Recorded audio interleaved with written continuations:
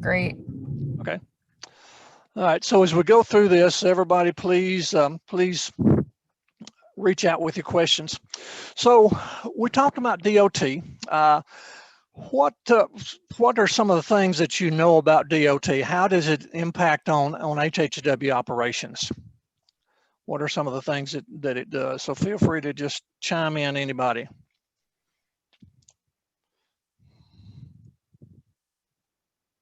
I guess for us, it determines what kind of labels we put on our package, what packages we use.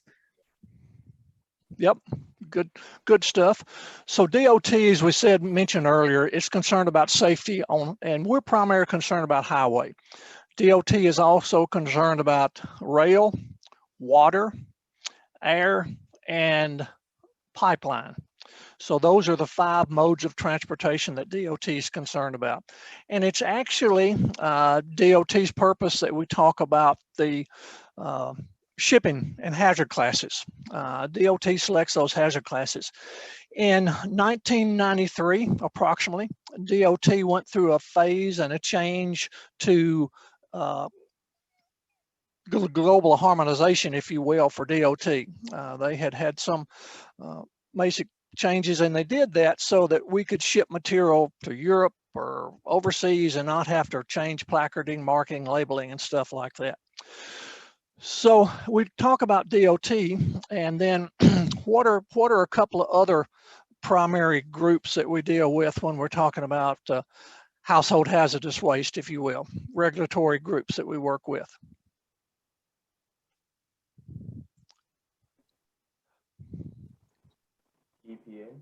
EPA, yep, that's one of them.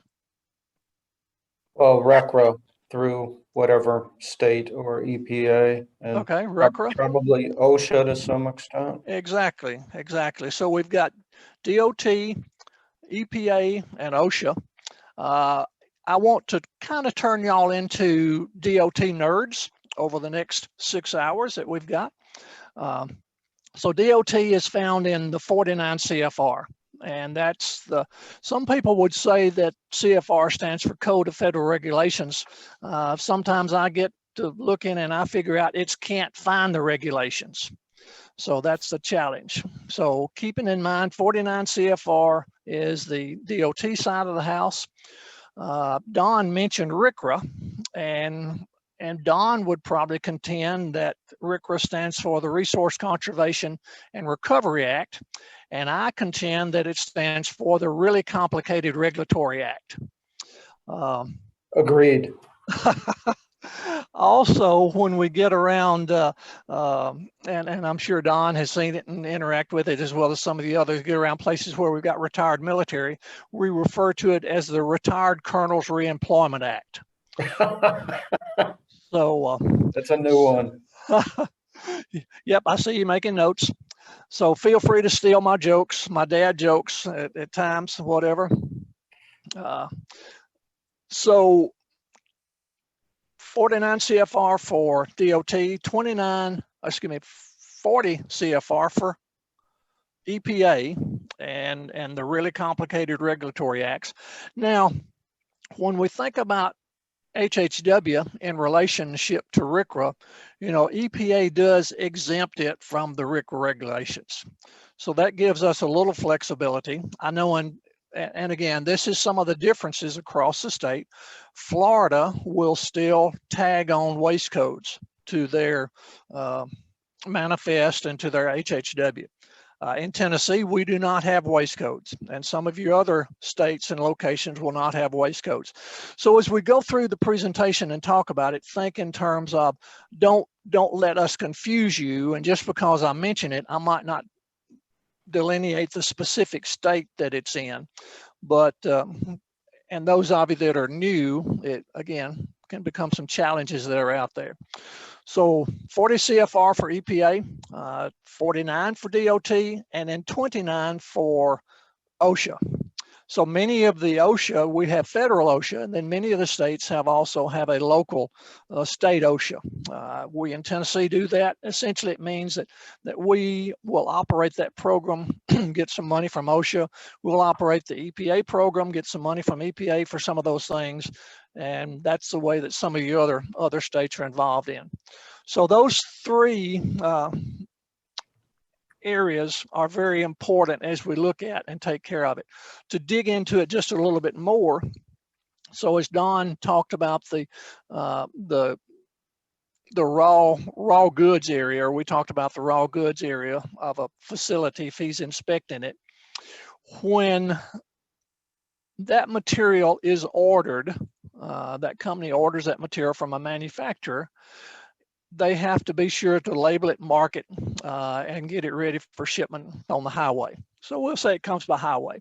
So that material is on the highway, depending on the quantity of it that we will talk about throughout the course. It will certainly, if it's a hazardous material, it will certainly be labeled as such with DOT labels. And if it's an appropriate quantity, then it'll be transported with placards on the transport vehicle that's moving down. So let me throw out some phraseologies that might be confuse you. So DOT talks about hazardous materials, and we'll dig into that and the more detail on what those are. OSHA talks about hazardous chemicals. EPA talks about hazardous waste. EPA and EPA and DOT will talk about hazardous substances. We will see, if you get involved in European stuff, we will hear about dangerous goods, which essentially interprets to be hazardous materials as well. If you get around some of the OSHA stuff and some of the military stuff, they will talk about ticks, and those are not the ones that bite you.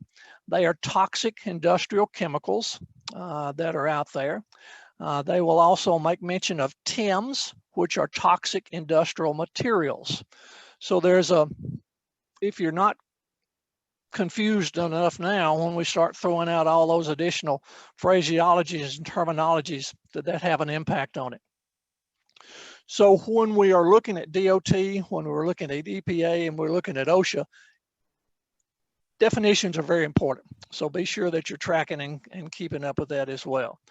So I had this truck of product that's going to a plant. It's driving down the road. So it's meeting the DOT requirements.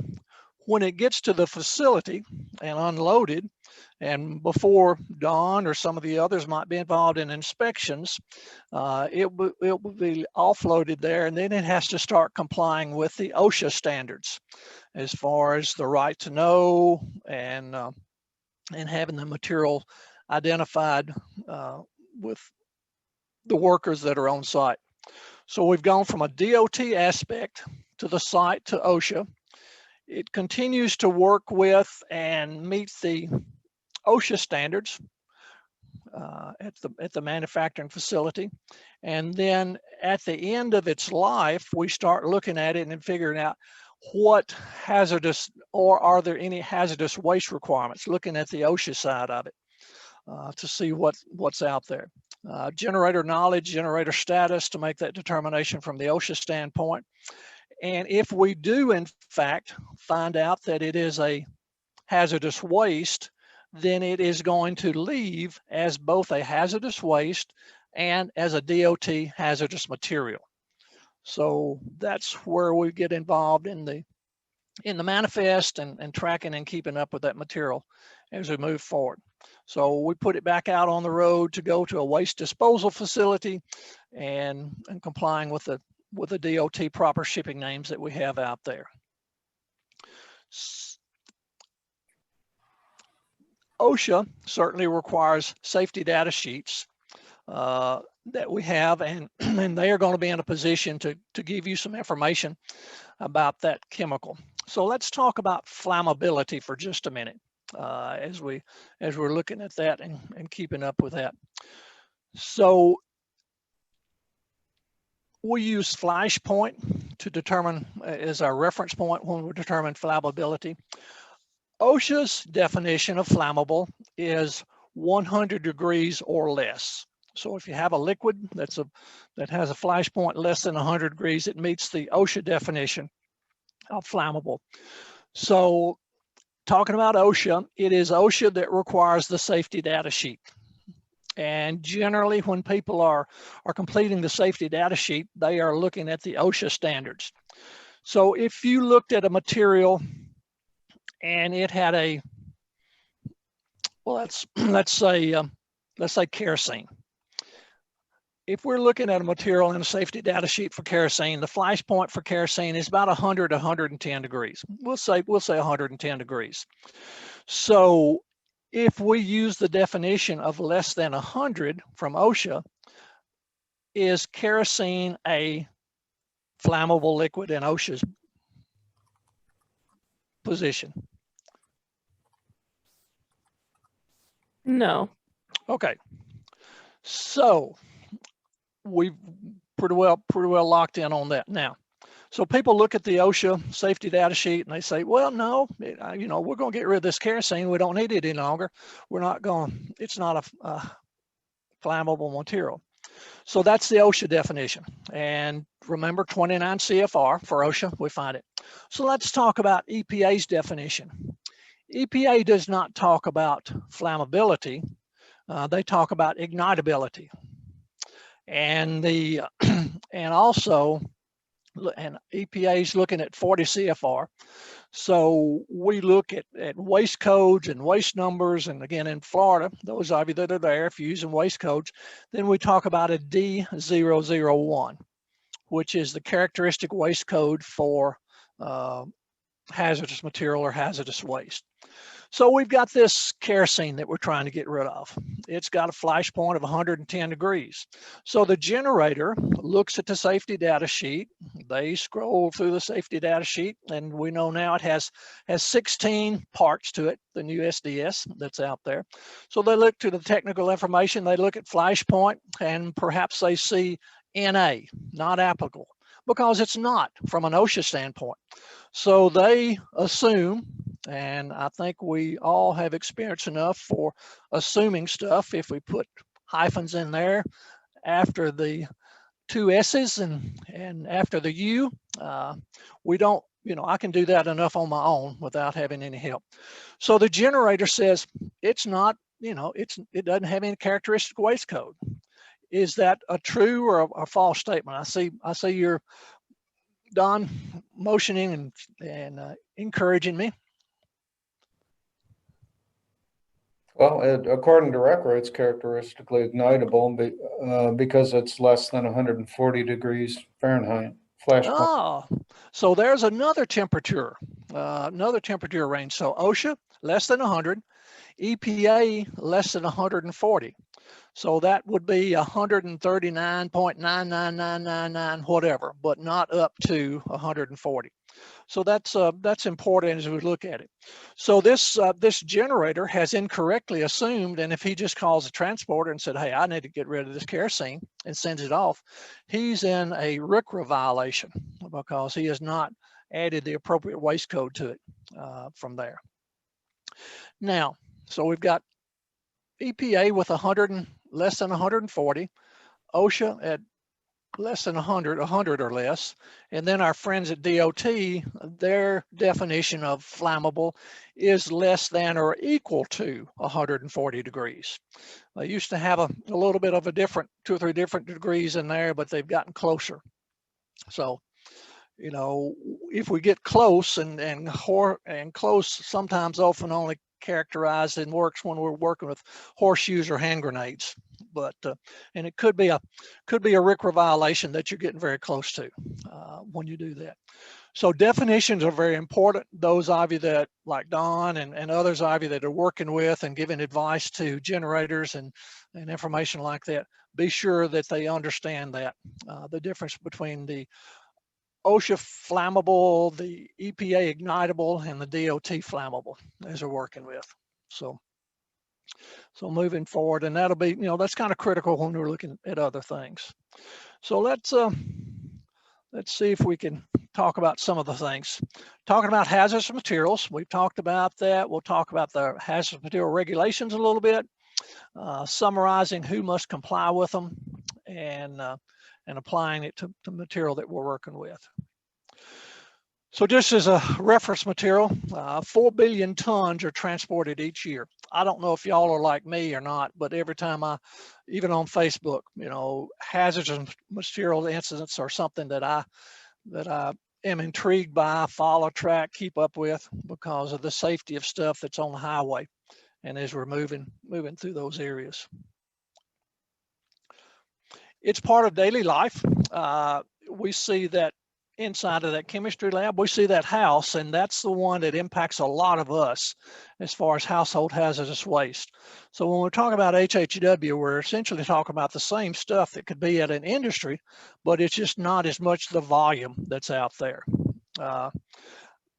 As I have worked in the trade for 30 plus years, it's just amazing the stuff that people have and get from that to support themselves. I had a lady that called me last year who had bought some hydrogen peroxide, food grade, I think she said.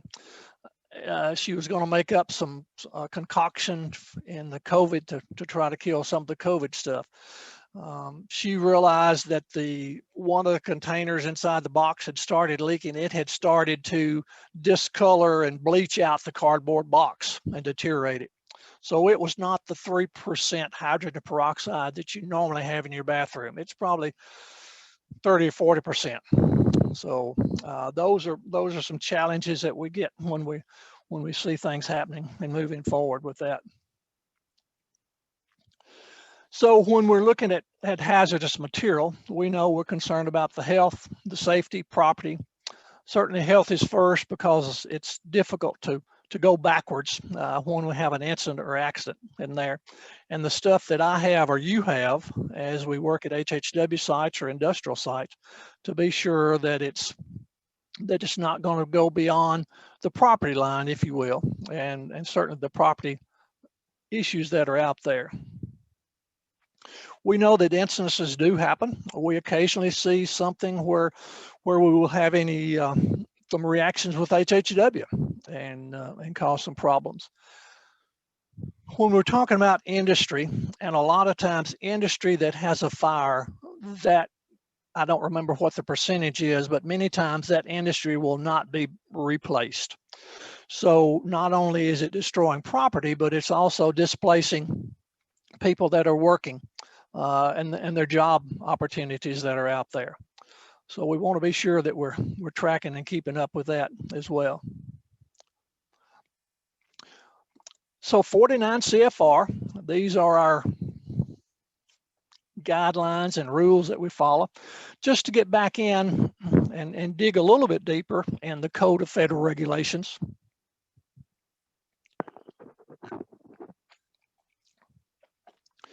There's a document that's produced every day in Washington at the Capitol.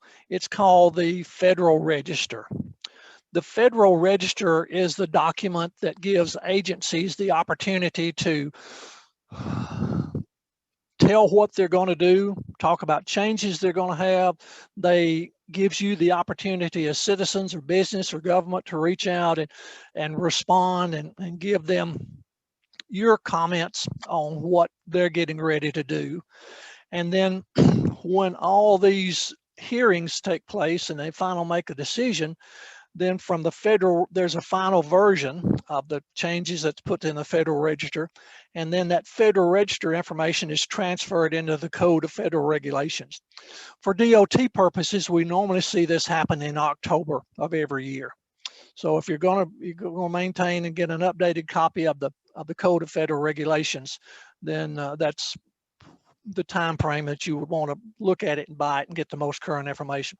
Certainly, since we have online stuff and everything online now, you can go back and look at it. you know, I'm still a hard copy guy. I still want to have my highlighter and my pens, and I want to be able to dog ear the pages so I can go back and look at it. And it's hard to do that online with different pieces of information that you're looking at. Go ahead, Don. Sorry, got on mute. Just real quick, you can sign up, you can subscribe to the Daily Federal Register, which is what I do. And it's really, really interesting to scroll through there. And that's where you can find out about your ability to make public comments and track any changes going on in your regulatory world. So I strongly encourage you to subscribe to the Daily Federal Register. You can just go to the EPA website, and it's pretty simple. Okay, great information. And others of you, if you just started in the trade, don't feel left out. If you've got questions, ask. And I think it's, for me, I prefer to ask questions as we go through. That way it's on the subject matter that we're talking about. Or if you've got a trick or a hack that you figured out. So Don has shared his hack about that. Another thing about the Federal Register, when they are working or making changes to that, they will have a preamble to the regulations, and it is in the preamble that they talk about every reason, the rationale they changed it.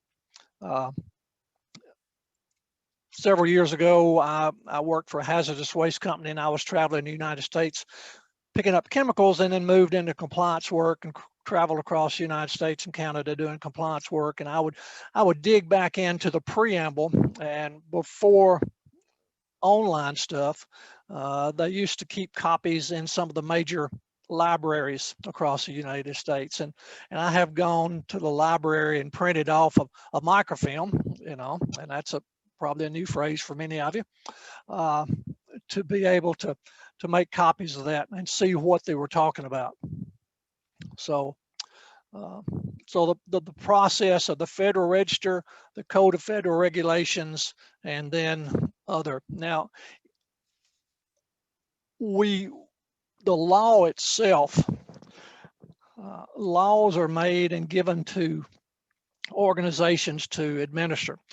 So the hazardous materials laws or the environmental laws are written, and then they're pushed down to EPA, OSHA, and DOT, and they make the regulations. So the regulations kind of put it in terminology where we can understand and know what we're looking at and looking for. If there's litigation about anything, then the lawyers are going to go back to the law and see what the agencies have done and then taking care of that. So one thing as we talk about these hazardous materials regulations, you and I are here because DOT requires that you have training. That training is required initially when you start working with the hazardous materials, and it is also required every 3 years for ground transport, highway transport. If you are transporting anything by air, such as overnight FedEx, overnight UPS, overnight other delivery services, that training is required every 2 years, or anything that goes by air. So many things that go to Hawaii, or many things that go to Alaska, and some of the other outlying islands would require DOT training every 2 years. So just be sure that you're aware of that. And not only, and you say, well, you know, what different agencies are not agencies, but what areas are involved. So we mentioned earlier about manifest. So if you're signing the manifest or the bill of lading, then you have to be trained in that. If you are doing anything to the safety of the transport of the material. So I mentioned earlier to one of our newer persons that, you know, every time you put a container into a drum, then you're making a choice about a hazardous material that's out there. So people that pack material, people that buy the drums, people that buy the labels, people that type and or complete the manifest or the bill of lading, people that load and unload the material. Any of these types of items essentially require DOT training so that you're making the right choice. And as we continue through the session, we'll see other information about that as we move forward. So one thing, as I was mentioning, that brought up to me that the material, a hazardous waste, is always a hazardous material. So if you have waste codes and you're calling stuff a waste, it is going to be in fact a DOT hazardous material. But not all hazardous material are hazardous waste. So it essentially goes back, has it been used or not used? And we said that HHW is exempt from EPA waste codes, but it is not exempt from DOT hazardous materials. So again, that's why DOT sets the hazardous materials standards, the shipping names that's out there, and we still have to comply with that. So it's not a hazardous waste, but it will be a hazardous material if it's related to anything on the hazardous material shipping table. So all the different parts and pieces here, we look at 171. That's where we see the hazardous materials table is found in that, or excuse me, 172. 173 talks about shippers. So if you're looking for something to put you to sleep at night, start scanning through that hard copy of the 49 CFR and looking at that stuff, the requirements for that. Part 177 is highway transport when we're looking at hazmat shipment. Part 178 talks about the containers and the packaging that we have. So as we go through the shipping table from part 172, that will tie and link us to part 170, 77 and 78 for our specification tankers that we're working with. We look at regulations, we look at the classification, and that's what we do when we segregate them into the flammable, toxic that we've got, the corrosive, acids, corrosive bases, 1263 for paint and paint related materials, other things. The packaging that we put it in, as I just mentioned, the hazard communication, and we do that by providing the bill of lading or the shipping manifest, and that will tie us to the hazmat employee training, as we mentioned, transportation, incident reporting if we have a spill or leak, and then security. So of those areas, the training requirements, there are 4 specific training requirements: security, safety, function specific, and then the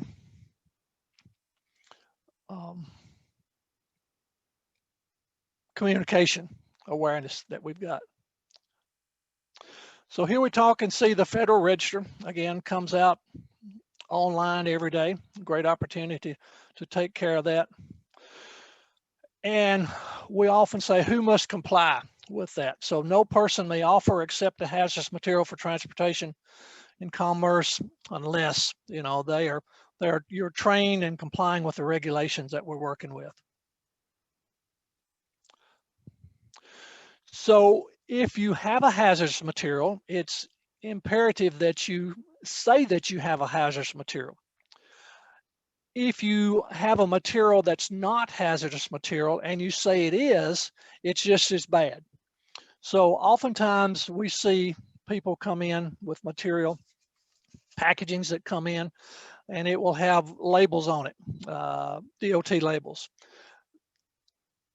If it's empty and you need a box, sometimes, getting around Christmas time, you want to ship a present to somebody else, then putting it in that label and not looking at the container to see if there's any remaining labels on there.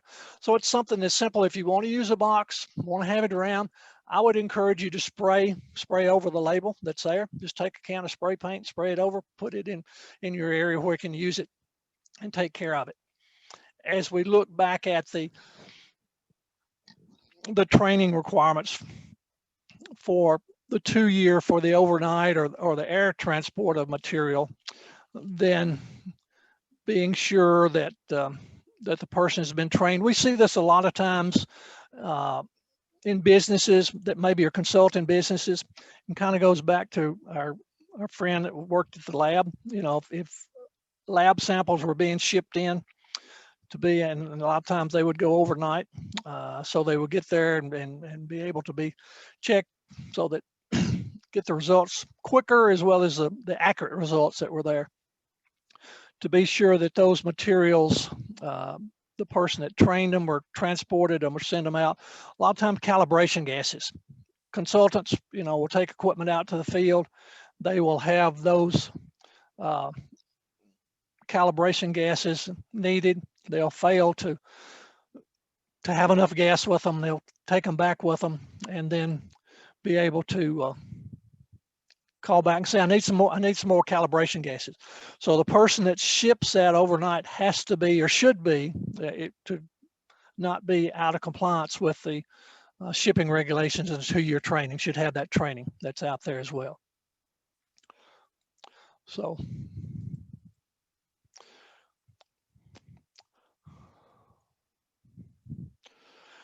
it is in section 172.800 that talks about the training requirements that we've got. You can see on the slide up there the different materials that, or sections, areas that we're working with that. And it gives those 4: that general awareness, familiarization, function specific, safety training, and security. And then larger, since September the 11th, we've had more concern for materials that have been used there. Some of the regulations, some of the violations that are out there for the hazardous material regulations, now they're up to about $75,000. So you certainly don't want to be involved in that information as we move forward. So we're going to look at some modules as we go through here, and to keep us a little bit more focused. So let me pull up that section of information as well.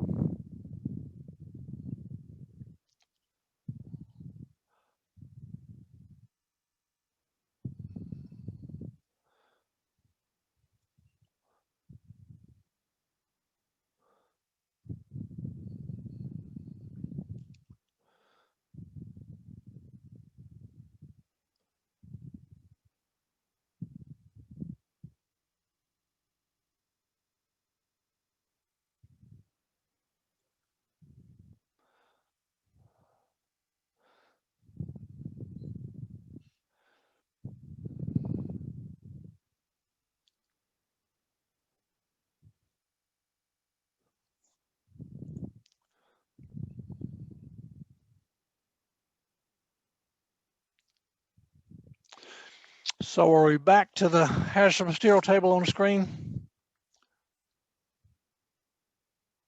Yeah, I see it. Okay, all right.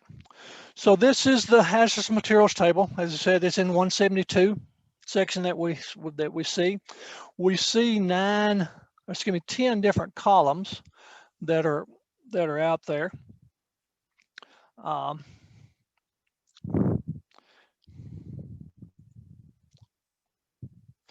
We want to identify this information about a particular hazardous materials. We'll talk about other tables that work with the table appendixes that we work with and what impact they have. They are listed alphabetically in there. And they apply to every person that offers a hazardous material for transport, each carrier, as we talked about, and those different functions that we have. So I'm going to skip through some of these questions as we go through. So hazmat table, as we see, we'll talk about the column 1, 2, 3, and 4 initially as we go through. And this is going to give us the proper shipping name in column 2, some symbols that we see in column 1, and then other parts that make up our proper shipping description. So working through column 1 through 5, In the symbols in column 1, on this particular one, we see an A. But other symbols that we see are a plus, the A, D, G, I, and W. The plus means that we attach that shipping name to it. And I don't remember in my career that I've ever seen a shipping name that I've used the plus on. It's usually generic stuff that we're working with. The A means it's only used for air transport. So if you're not using for air, you don't have to worry about that. The D identifies for domestic. So domestic is going to be only here in the United States that we work with. And we'll see some more information related to domestic stuff as we go through. G is a generic shipping name. Even though we don't ship explosives as HHW, you notice in column 2 that the NOS is there. That is in addition to the G for generic. And if you see NOS is in there, that's another indication that it is a generic shipping name. So somebody want to reach out and tell me what NOS stands for? Not otherwise specified. Okay, and that would be somebody's contention. Sometimes I look at it and think it's not our stuff. So, but okay, not otherwise specified is good. And we will see in a few minutes that there is a possibility that you see NOI, which is not otherwise identified, or NOIBN, not otherwise identified by name. Why they did that, I have no idea, but it's just something that's out there. So G we said was for generic, I is for international, and that's anything that goes outside the United States or outside the 200-mile limits at our oceans. As we look at this example, you see that we've got an entry here with the I that's highlighted, ammonia anhydrous, and we look over and we see that it is a hazard class 2.3. Right below that, we see a D for domestic, ammonia anhydrous, and it is a 2.2. Even though we haven't gotten into identifying the the 9 hazard classes, anybody know what's the difference between a 2.2 and a 2.3 class and division?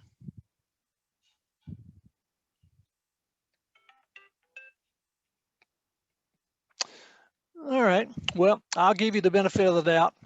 Class 2 material are compressed gases, and they have 3 divisions. The 2.2 divisions is non-flammable gases, and a 2.3 division is poisonous gases.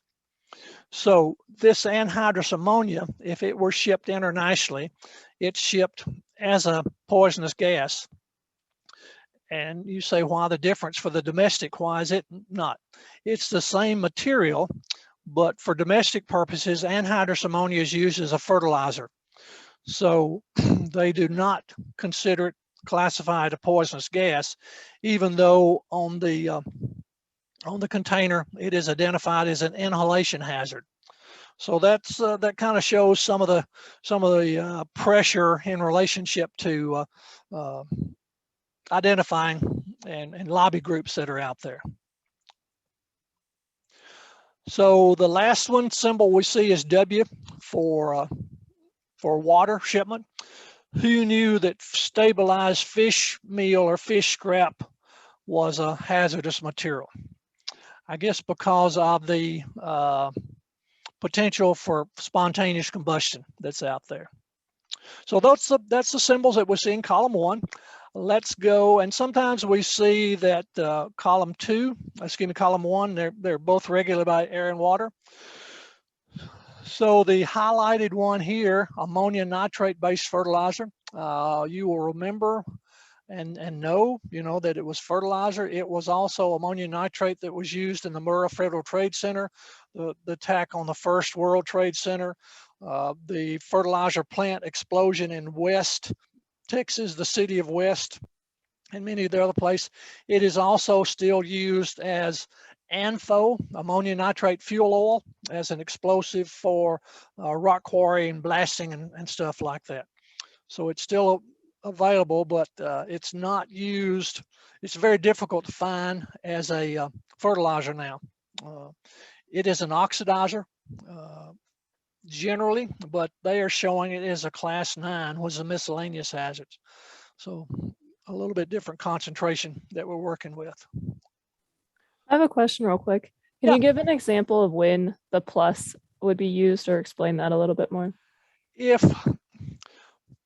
you had a, again, let's go back. So it fixes that proper shipping name, hazard class, and packing group for that entry listed in column 2, 3, and 5. So if you had aniline in this situation, it's going to be sure that it's aniline. It's a 6.1, which is a toxic material, and it will also carry the other the hazard class. I have, like I said, I've never seen it used in an HHW. If you're working with business waste, there is that possibility. So it would be, if you have a plus, it's going to be the pure product or the pure waste product of that material that you're getting rid of. If you mix it and blend it in with other stuff, it's going to be, you'll probably have that NOS, not otherwise specified in generic shipping name. Did that help? Yeah, I think so. Yeah. Okay, all right. If you think about it more and still are confused, let me know and we'll do some more research on it. Cool, thanks. Sure.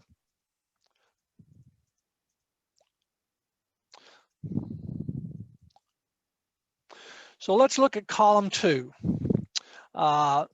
And these are very locked and loaded, if you will, or as far as the guidelines that are out there. So we'll talk about the form and the case. We'll talk about italics, poison, poisonous, qualifying words, and then what to see as we go through that. Column 2 material that is in Roman type. That is the only option that we can use those proper shipping names for. You can be uppercase or lowercase, as we see in the second italic area. And then we also pick out that name. So within the 49 CFR hazmat table, there are only 3,000 to 3,500 proper shipping names. And you say, well, what about the other multi-million chemicals that are out there? The 3,000 to 3,500 most commonly shipped names are those, as I said, are most common. If it's beyond that, then we start looking at families, we start looking at characteristics of similar type stuff, and be able to pick those names. Just like the ignitability, flammability between DOT, OSHA, and EPA. If you don't find it, you cannot assume that it's not there. You're always going to have to dig a little bit deeper as we go through that process. So when we have punctuation marks that are in italics, they may be used, but not required to be. And we see that we have, in this case, the carbon dioxide solid or dry ice. That option that's out there.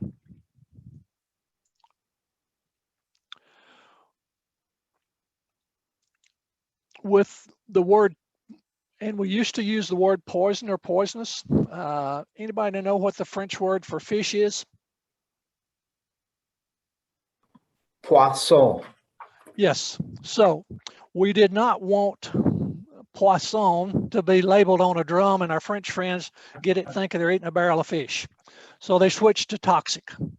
So we've got toxic or toxics, singular or plural, that can be used through that process.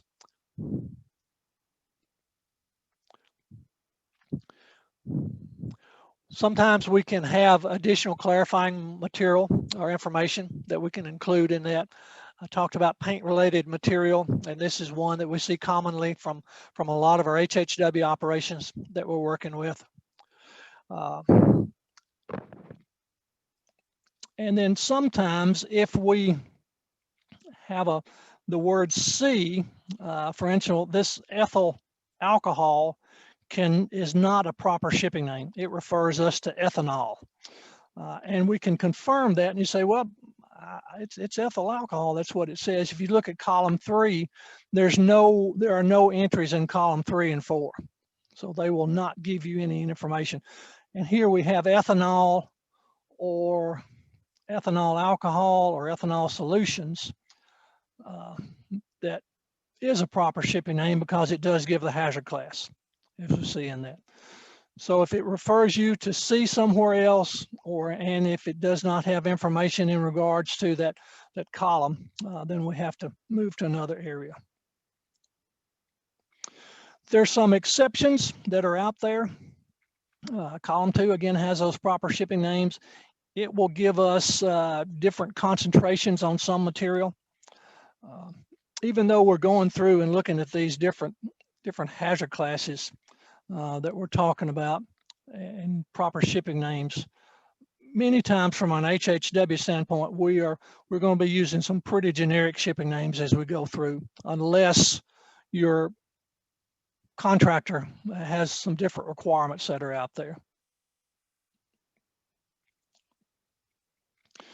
So you want to be sure that if you're shipping stuff, and I made reference to the hydrogen peroxide example that the lady bought earlier, the concentrations have a different impact, and a lot of that with disposal companies and contractors, perhaps it will be handled differently as they move forward through that operation as well.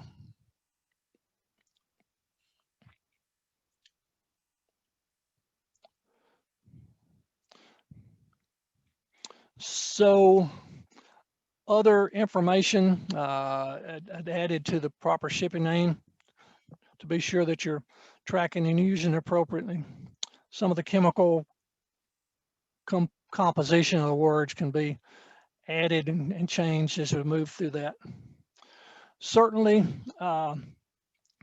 physical states of the material, and from a DOT standpoint, if there is any liquid in the container, it all is identified as a liquid. So we keep materials separated.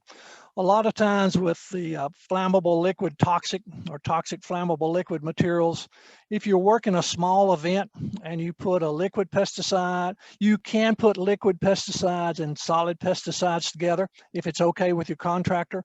But if you do, it will be and carry the liquid label, because there's a greater hazard associated with a chance of spilling that you would have otherwise.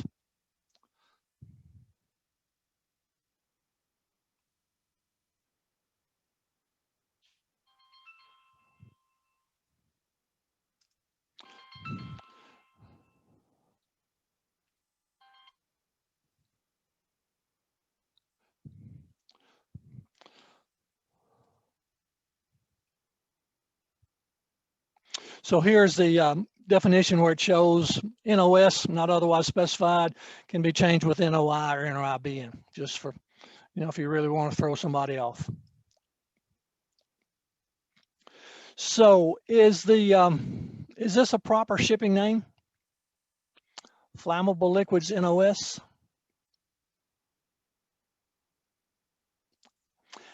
And yes, it is. It's in Roman letters, meets the requirements, a proper shipping name that we've got.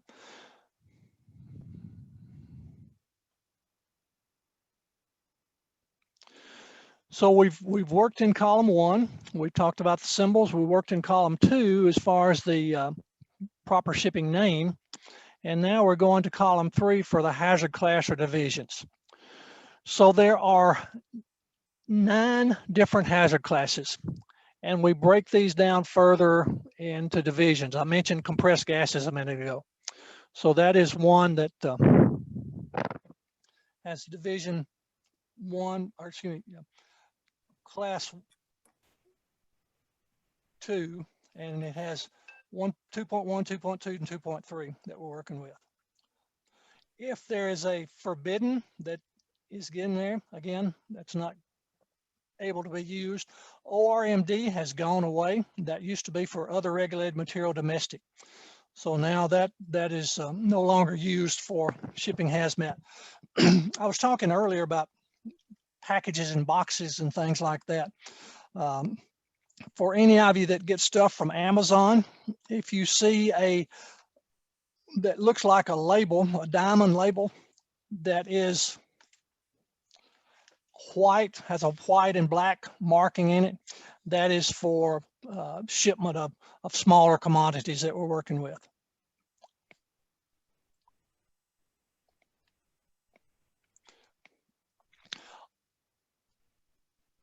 In the hazardous materials table in part 173.2, it gives you additional resources that are out there that you can look at and find the specific definition of that material, how DOT defines it. As I mentioned a while ago, I don't know if this, XYZ product is a hazardous material or not. I don't see it listed in there. Where can I go to find more detail? So in this 173.2, the different hazard classes, it would take you and give you those definitions. So that would be where you would find the flash point of a class 3 material, flammable liquid, to be able to be taken there and used. Again, we mentioned forbidden. So in this example of the acetylene, you see that it's not mentioned there. There is and we talked about DOT regulating pipeline. There is a chemical manufacturing plant in East Tennessee, Eastman Chemical Company, that's up there. There is also an explosive manufacturing plant in the vicinity. One of the chemicals, or some of the chemicals that they are used and needed in the explosive manufacturing chemicals, are not able to be transported by highway. So instead, they have a pipeline running from the manufacturing plant to the explosive manufacturing plant to be able to transport those materials. So instead of seeing it on the highway, we just bury it and out of sight, out of mind, I guess. But staying aware of that material. Consumer commodities, again, ORMD is no longer used. It's been replaced with environmentally hazardous substance liquid, or environmentally hazardous substance solids, or some of the other generic shipping names that we're using. Some manufacturers are able to reach out to DOT and get different exemptions and exceptions that are allowed for different packaging material and to be able to ship material, but not necessarily from our HHW standpoint that we will see. So we've got diesel fuel, and diesel fuel is very similar to kerosene, about the same flash point. We've got the domestic shipping name that's used for that. It's a class 3 material, which makes it flammable, and that's going to tell me that it's got a flash point less than 140 degrees Fahrenheit. So I'm good to that. The ID number, and the ID number is something that we will use in relationship to being able to make emergency response guide page information, and we'll talk about that more as we go through that. For domestic and generic, it gives you the option of combustible liquid. NOS is a different shipping name.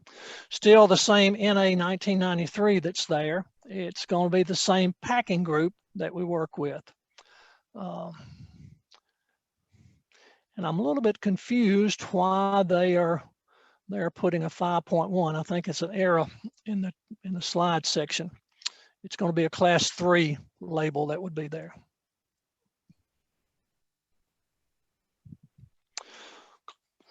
Column 1 symbols, column 2 shipping name, column 3 is the hazard class, and column 4 is the identification number. So again, that NA 1350, both the same. One is an NA, one is a UN. It will give you the same guide page in the emergency response guidebook, the green book, or excuse me, the orange book that we've got that we're working with. So keeping up with that. Again, same product. Sulfur for domestic shipment is a class 9, which is a miscellaneous hazards. If it's shipped internationally, it is a spontaneously combustible material. So working with with the different areas and different places you're going to go with it. So a clarification here, UN anywhere around the world, and NA just in the United States only. I think most of the time I have seen UN being used on most all the entries on manifest that we're working with. So moving over to column 5 is packing group. Packing group, as we see there, packing group 1, packing group 2, or packing group 3. Greatest danger with packing group 1, medium danger with packing group 2, and minor danger with packing group 3. If a material is sent as a primary product, that's generally the only time that I think I have seen a packing group 1 to be used. In relationship to the different products and the definition, corrosivity, other parameters associated with it. So with the amines liquid corrosive NOS or polyamines liquid corrosive NOS, it gives you that option of packing group 1, 2, or 3, and you pick that. We'll talk about what relationship the packing groups have in order to tie back into the containers that we use. So this morning's session is a 3-hour session. So we're about halfway through.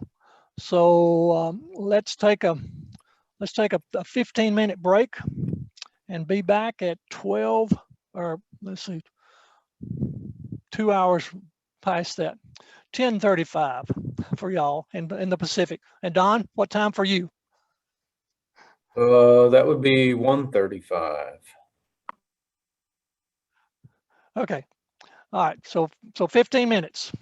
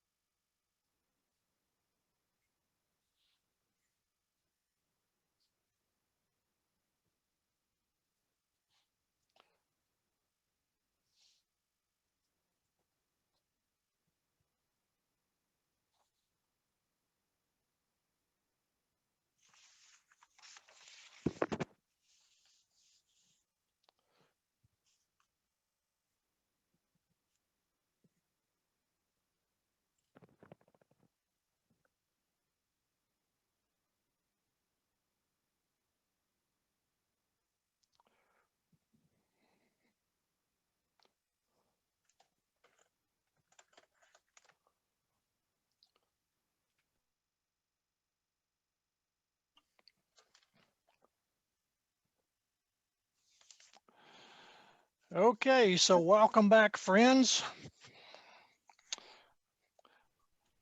We'll move forward. So somebody has called in on a phone line, so I can be sure and get the right information. Who is a 256733 number that's called in? Hi, this is Janet. I needed to call in on my phone as well. Okay.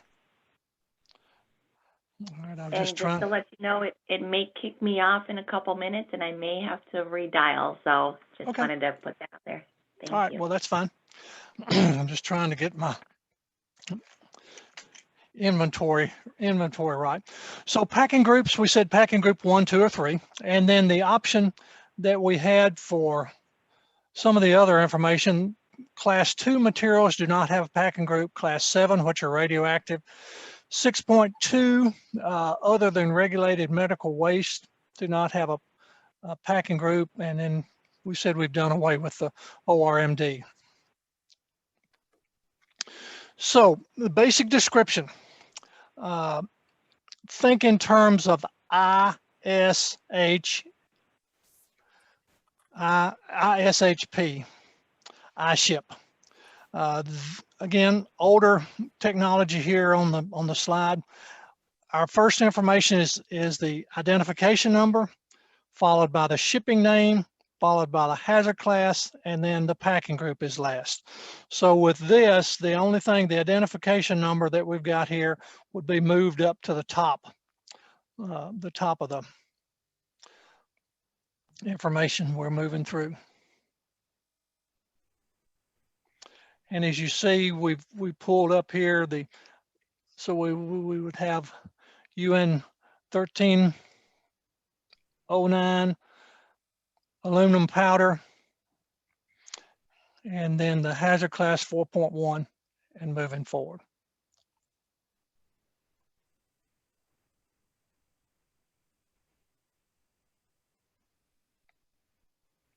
So we've gone column 1 through column 5. Let's move over to column 6 now. I might say that we were talking about not otherwise specified. When I was in my early hazardous waste hauling career, I had picked up a couple of drums from a facility, and they had completed the manifest. They had put the shipping name, but they left off the NOS. So I had to cross the scales, and when I was crossing the scales, the inspector was kind of like a kid with a new toy at Christmas. His eyes lighted up. They had left off the NOS, and there was a $187 fine for that. So just kind of keeping it tracking and keeping items that are there. So column 6 through 10, column 6 are label codes. It's very important that you compare the label codes to the information that's there, because if there are subsidiary hazards, it will be picked up in column 6 label codes information. In 172.402, it gives you a chart that gives you the different hazard classes or the labels that are there, and that will tell you what to specifically look for. While we're looking at this, the United States is generally the only country that provides printed words on there. So that's why it's very important, as we'll get in talking about the 9 different hazard classes, that you know that corrosive are black and white. The hazard class at the bottom indicates the primary hazard class, recognizing color for red for flammable stuff, the flame symbol at the top, and then the hazard class at the bottom. So as we talk about Don and him going in and inspecting a business, if he goes into the raw product area, he sees black and white labels, he sees red labels, he maybe sees yellow labels, then that should kind of key him into the fact of maybe looking at corrosive material. It could be toxic material. It could be a class 9. If some of the labels were torn off, anything flammable is always going to be a class 3 that we're working with. within the column 7, and before I leave column 6, I want you to pay attention, since we can see them all together here. The primary hazard class for the acetic anhydride is class 8. And then there is a subsidiary hazard. So for new folks that are involved in putting labels on there, double check your hazmat table to be sure that you're doing that. Perhaps you have developed some job aids that you have made to show the wording or the labeling that you would put on your drums, your packaging that would you put there, what DOT labels would be required, any other information that you would require or that your contractor would require when they're working on it.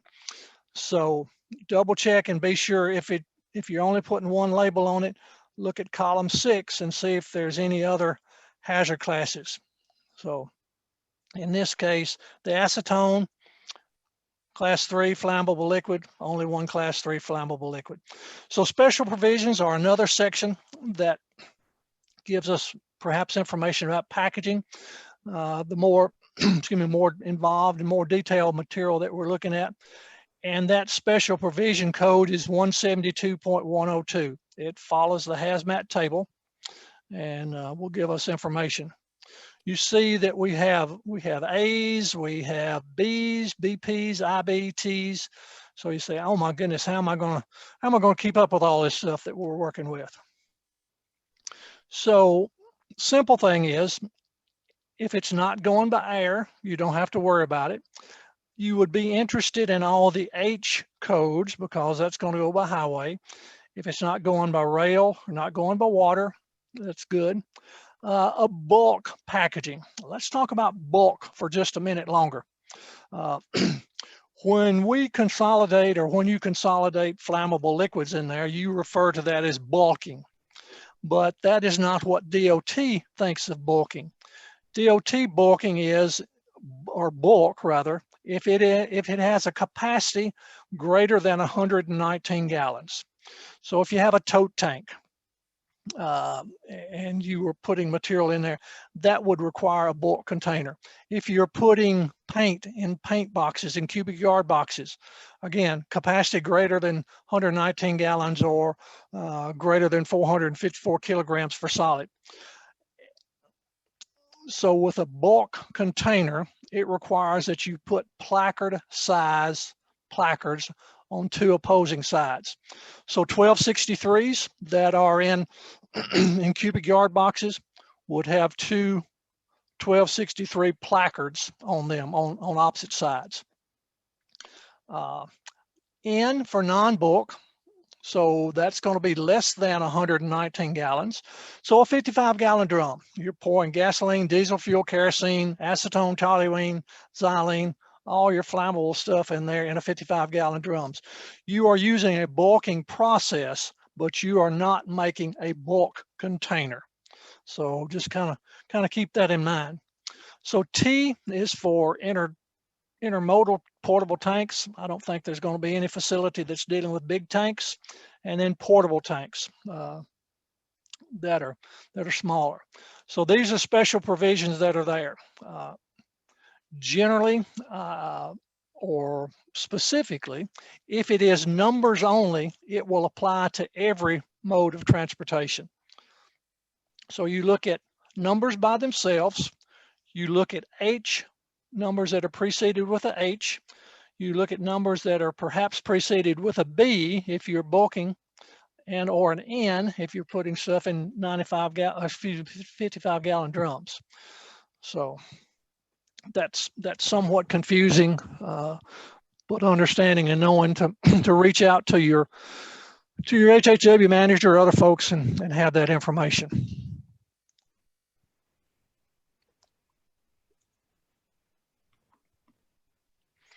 Column 8 talks about the packaging, and this is going to refer us to 149 CFR 173 point, and then the respective numbers that are below. So if we were looking for carbon dioxide, solid or dry, we would be looking at 173.217 for exemptions, or excuse me, exceptions, and non-bulk packagings.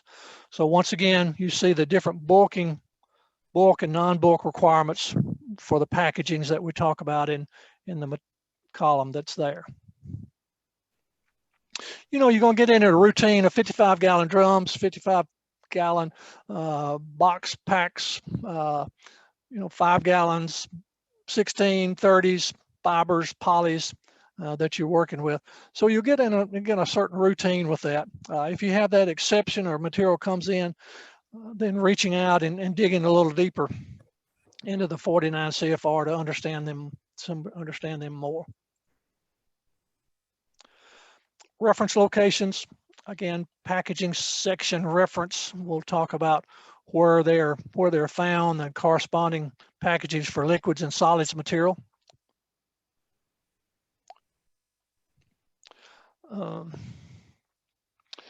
There are some quantity limitations, and this is for aircraft, cargo aircraft, and we're not gonna get involved in that at the present time. So we'll not talk about that. So we've looked at the table 172, table 1. After that, there is a category of hazardous substances. So hazardous substances are materials that are specifically listed and in specific quantities. So on this slide, we see acetone, and the reportable quantity for acetone is 5,000 pounds. We call it an RQ. And this is information that goes on the shipping papers, the manifest, and or the hazardous materials bill of lading that we're using to take care of that. Now, there are 5 quantities of reportable quantities. There's a 1 pound, there's a 10 pound, 100 pound, 1,000 pounds, and 5,000 pounds. And that material, again, with acetone as our example here, you would have to have a container that has the capacity of 5,000 pounds in one container for acetone. So if you had 55-gallon drums, you are not going to have a reportable quantity of acetone.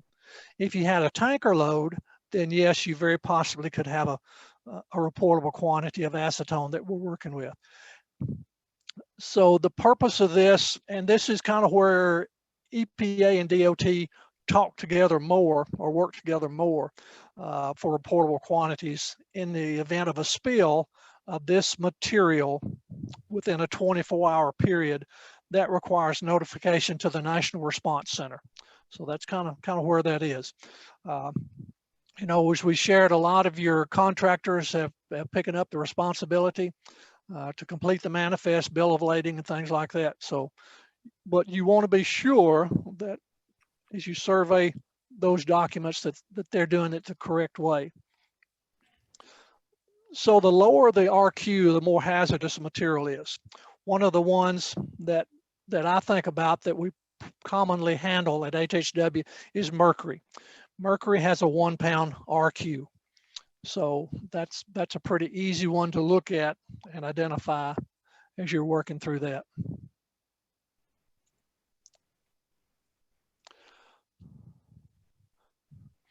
We will not, and you will not be worried about radionuclides.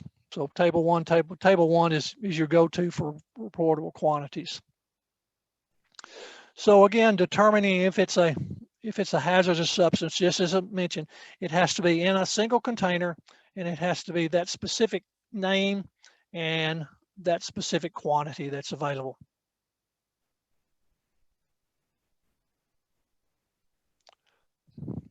Sometimes we have reportable quantities that are listed, but they are not identified as a hazardous materials table.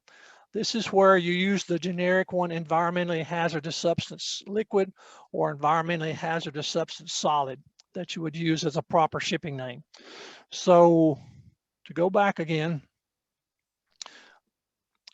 the appendix are not proper shipping names, but some of them may very well be proper shipping names. If it's not a proper shipping name, then use an environmentally hazardous substance liquid or solid as appropriate.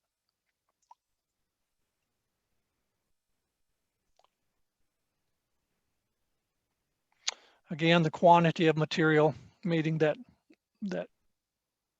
identified quantity we're working with. Marine pollutants, if you're shipping stuff in bulk containers, then there are some that have to be regulated. I'm not aware of any that I've seen from HHW events that have been considered a marine pollutant.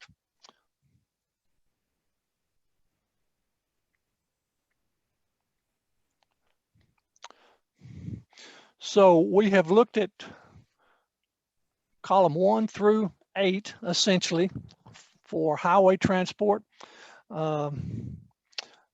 Anybody want to point out a thing or two that you saw on the hazmat table that kind of got your attention that you at the HHW facility might want to look at a little more closely?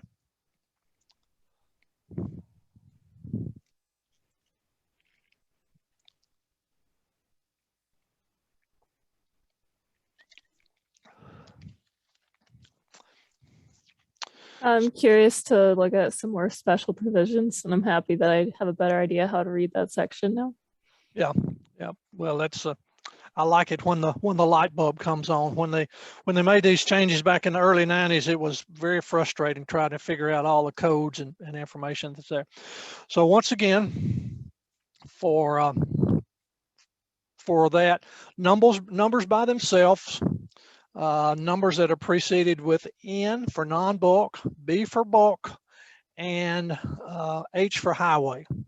So those are the key items that you will look at and look for. Some of them have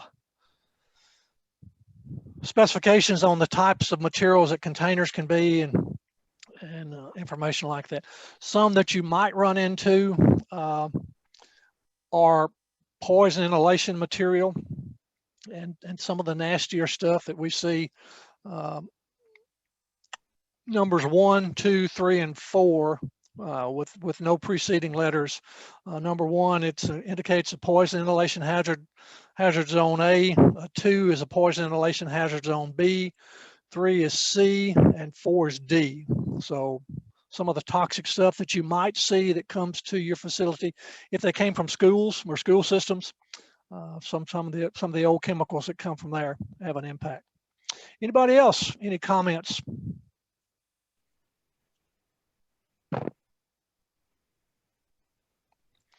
I would also point out that looking at column 3 and column 6, I have seen contractors that have, sometimes they're using a shipping name that has a primary and subsidiary hazard, and they have failed to put the subsidiary hazard on the drum. No disrespect to mom and pop type operations, but sometimes they're just not as highly trained as you are.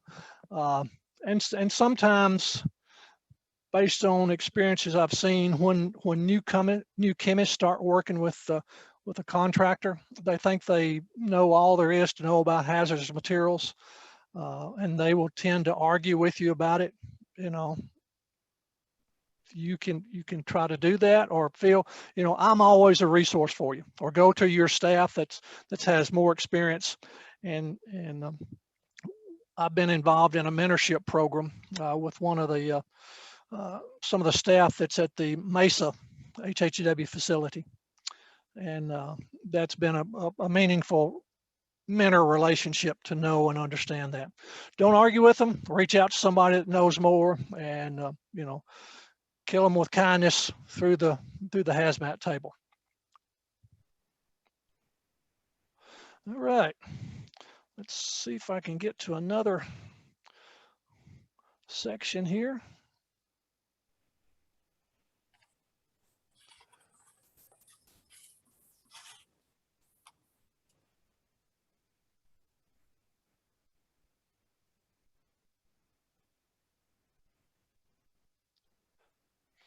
I will work more diligently to have these sections open for our next session.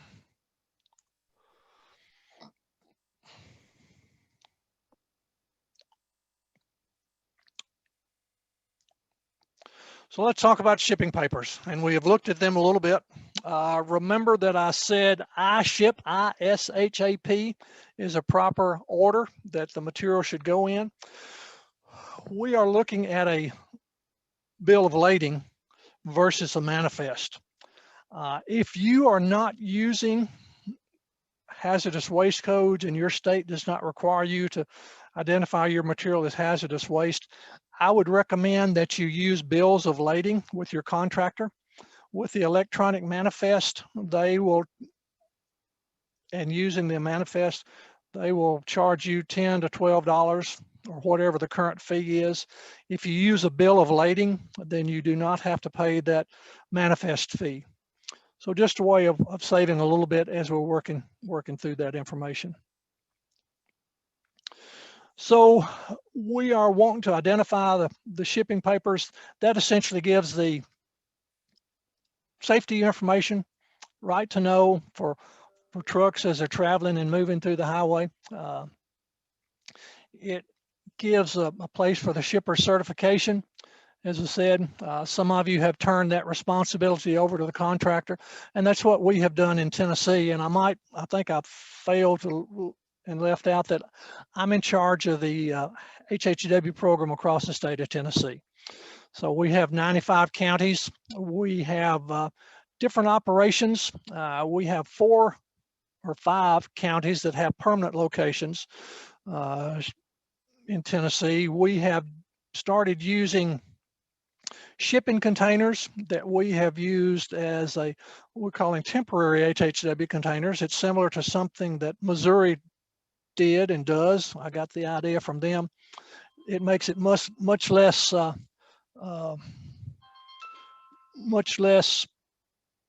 costly as they're working through that. And makes it convenient where you can, and we found out that we save about 75% from a mobile event. And then we have mobile events across the state. This year, we're probably having about 50 one-day events in the counties. And now some of you do operate out of your permanent facilities and go mobile. Convenience for HHW from research has been done is 7 to 8 miles is what people want to go to. They will generally go about every 7 to 8 years as far as getting rid of stuff, or if they move sooner, they're going to get rid of more stuff that way. And then being able to get rid of those products on a timely basis. So again, the document, shipping papers, bill of lading, it's a shipping order. It tracks the material. The manifest part of it, again, if you are involved in shipping materials that require the manifest, it's an EPA tracking document. So those of you that interface with your small business operations that you've got around there, that's a helpful aspect to reach forward.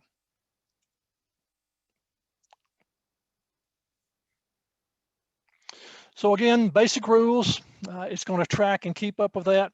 It's going to have the quantity, it will have the proper shipping name, and then ultimately where it's going to and where it came from.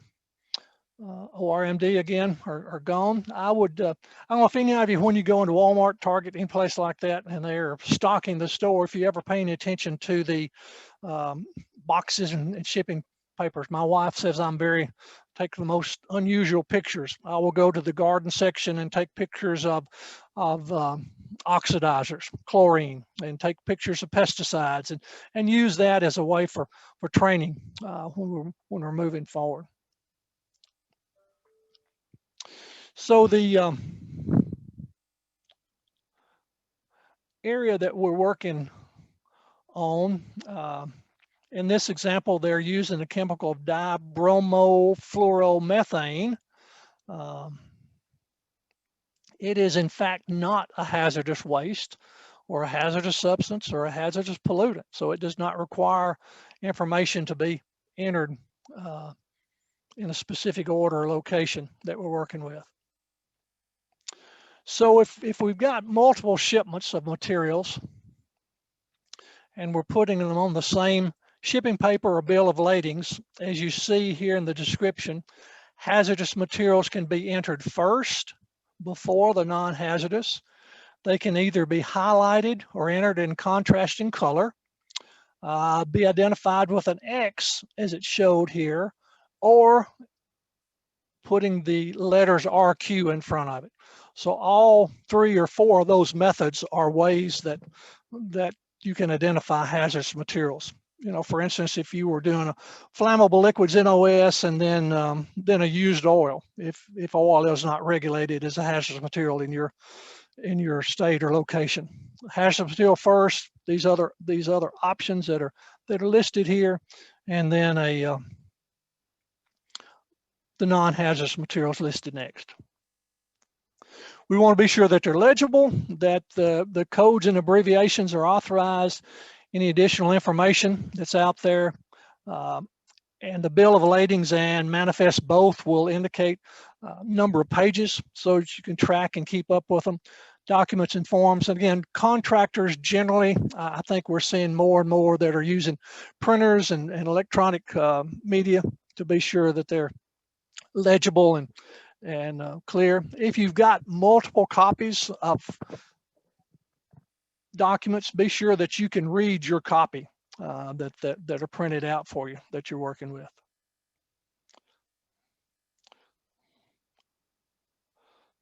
And it is in English. So if we have, you know, if you do have multiple people groups that are working with it, it must be in English, but you can supplement it with other languages if you need to.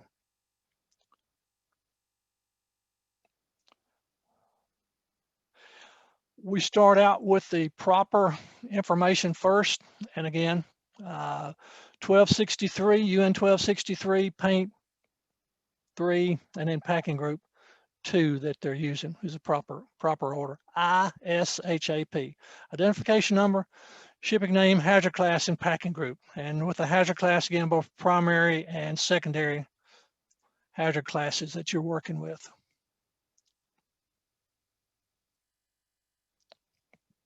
It does require an emergency response telephone number. This is a number that a person would have knowledge about your chemical.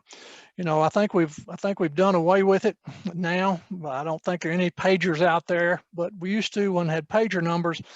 Pager numbers could not be used because if there's an incident or accident, you have to be able to talk immediately to the person that has knowledge. So with cell phones, that has eliminated that. If you're not going to be, you know, if you make a shipment on, say, Friday, and this material has to go several miles or several distances, if you put a cell phone number and you cut your cell phone number off when that material is in shipment, then that does not meet that requirement. You have to be able, somebody has to be able to answer it and provide that information while you're shipping it. If you choose to use other contractors, such as some of the ones that provide emergency response information, you must have a contract with them so that they can have knowledge about that. Going back to the new chemicals and products that are being shipped, you know, a lot of times they'll use Chemtrek or some of the other contractors that are out there that provide emergency response information for that. So be aware of it. And something you might do as far as wanting to keep your shipper and your contractor honest, call that emergency response number. When you have a shipment and have it shipped off, call the number and see who answers the phone and what information they have about it. That way you can, that's some checks and balances that you can do when you're working with that. Generally, for retention of shipping papers, we talk about 3 years, but those of us that have been around the hazardous waste business, you know, you kind of keep it forever and ever, amen, to be sure that you're tracking and keeping up with it.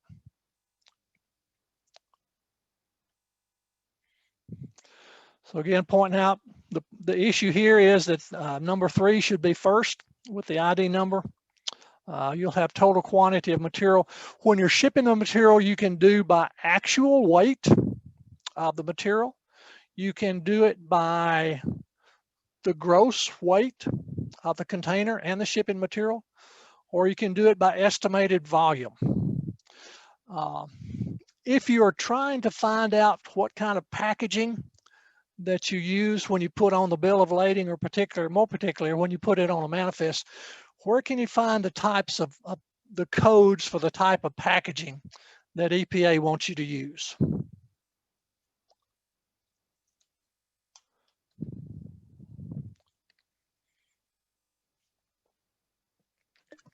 Is that column 5?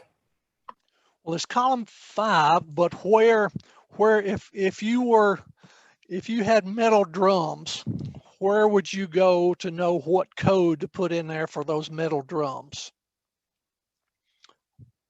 Just a little bit of trivia. It's going to be on the back of the manifest.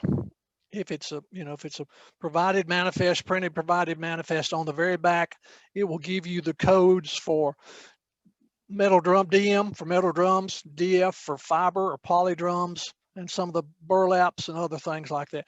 You don't make up the codes for that, or you can, Google it. The quick thing that we're lying to now. So be sure that you're getting those right codes, that you're placing it on it, or to double check and be sure that your contractor is using the right codes. Sometimes we assume, again, that the computer, everything that's printed out is going to be accurate. It's always good to check and double check those as well.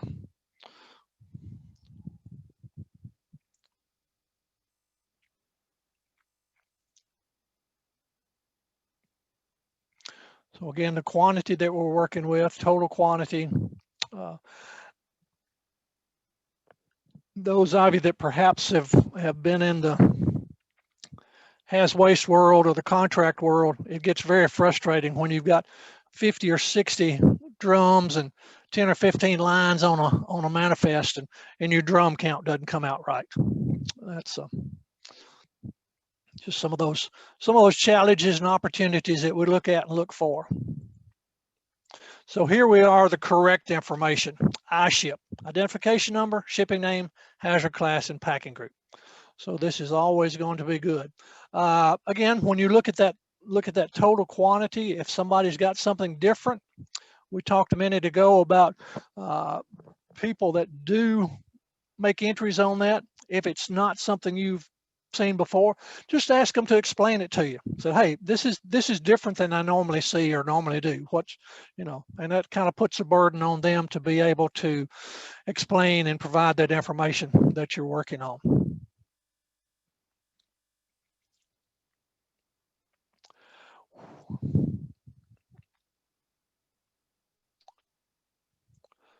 So again, the columns that you work with, remember, we see that we've got 2 entries here for Hazmat. We've got an X in there.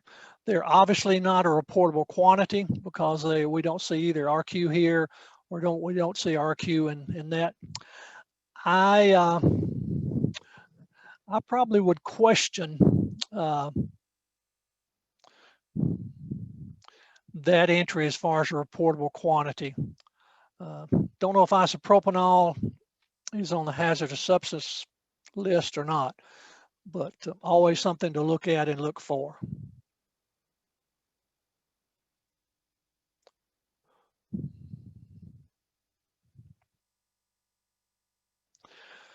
We talked about generic shipping names, the G that was there, the NOS that was there. Anytime you see the G or the NOS, you need to put at least one chemical that makes it that. For instance, here we've got flammable liquids NOS, and this drum contained xylene and benzene. That's in there. So at least 2 of the items. 2 of the items that you're looking for. I might say, if this was consolidated, or if this was a drum that you had consolidated and bulked, if you will, at an HHW facility, benzene is a cancer-causing agent. Benzene is the smell of gasoline. To reach out and tag, if you've had your HazWhopper, or remember your HazWhopper, either 24 or 40, if you smell gasoline when you're putting fuel in your vehicle, you're on the wrong side of the wind. You need to get on the other side. because again, it's a cancer-causing agent. So don't expose yourself for any more material than you can. Speaking of HAZWOPER and HAZWOPERs, I mentioned the 24-hour or the HHW course. That serves as a 24-hour HHW course, and then would require 8-hour refresher on an annual basis.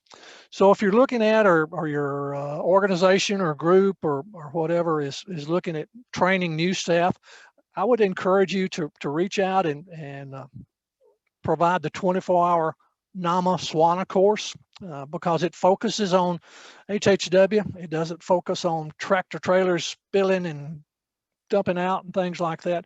It's more focused on that. So I'm working with a state organization to provide some training, and they wanted the HHW version, not the on the road version that's out there. Another little issue, and Don, I don't know if thinking about HAZWOPER and HAZWOPER refreshers and working with industry, for all of you, they have added a new tool to the toolbox for HAZWOPER. They've added the white powdered donut. You know, and you might say, what is that? So if you take the white powdered donut and you hold it in front of you, if you get donut dust on you, you're on the wrong side of the wind. So you need to get upwind of that. A second thing, if you take the white powdered donut and you look through the center of the hole of the donut, if you can't see the entire incident through that center of the donut hole, you're too close. And then a third purpose is that if you've got the white powdered donuts, if law enforcement has not already been there to help with crowd control and assistance like that, they are going to come to you because you got the donuts. So just, you know, you've got to always look at and look for what tools you've got available to work with. I have a question real quick. And I thought that was a great illustration, but my question has to do with reportable quantities. Okay. So it's going back a little bit. Okay. Am I right that there's nowhere in the hazardous material table that tells you, hey, look out, this one has a reportable quantity? Oh, well, you would have to look at the Appendix 1. Okay. So look at the table and then look at Appendix 1. I think, and I have never gotten one, I think there's a book that is available that is called The List of Lists, L-I-S-T of L-I-S-T-S. So it gives you multiple lists that you can look at and look for when you're trying to figure that out. So Okay, that's helpful. Thank you. okay. So anybody else? I guess since y'all can mute your microphones, I couldn't hear snoring anyway, so I will let that one go. I'm not going to talk about radioactive material. We know that it's a challenge for us. It is, you can't see it, touch it, taste it, smell it, but what materials do we get sometimes that may have rad sources?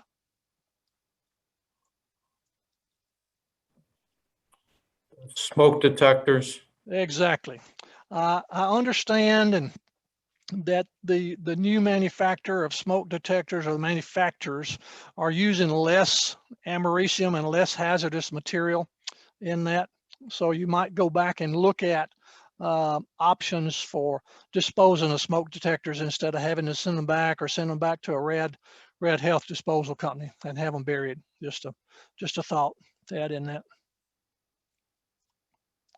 We talked about DOT exceptions and exemptions can reach out. A lot of times it would be your vendor that would have these if we're looking at a different kind of packaging that they were working with. You know, over the last 30 years, I've seen a lot of changes in packagings. You know, we used to have the 55-gallon drums, and now we've added all the cold pack and the different zipper closures on the cubic yard boxes and things like that. That's making it much more convenient. So that's a good thing to look at and look out for. And I don't want to get ahead of myself as we talk about that. Limited quantities are used generally when you're using new products. Generally from an HHW standpoint, I don't see us using limited quantities. We're out there and making sure that we're taking care of, larger volumes of stuff to try to keep the expenses down. So again, back to the hazardous substance materials and looking at the tables, we've got an example here of a class 9, and that's a poison.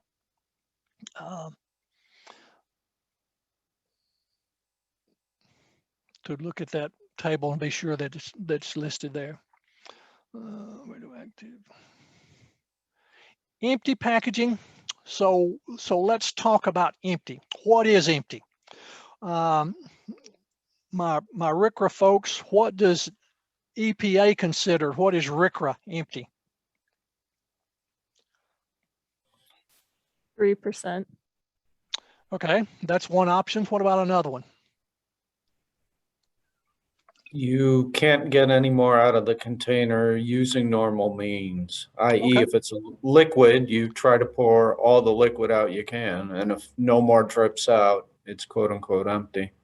Yeah, and that would be, smaller quantities, 55-gallon drums, and that generally, I think that references an inch or less if you've tried to pump, pour, purge, and as you said, other materials to get it out of there. That is a RCRA empty. Unless, and again, we're not looking at RCRA from this standpoint, but those of you that deal with RCRA and deal with EPA, knowing that the P and U, specifically the P, is the extremely hazardous substances. For a P-listed chemical to be empty, the container has to be triple rinsed. So, Don, I'm going to give you another chance to share, and you have been my mentor in many things. So, what is some of the stuff that has raised its ugly head across the nation over the last 3 or 4 years that is P-listed? Well, Bob, that would be nicotine. Ding, ding, ding, ding, ding. Often found in vaping devices and e-juices. Okay.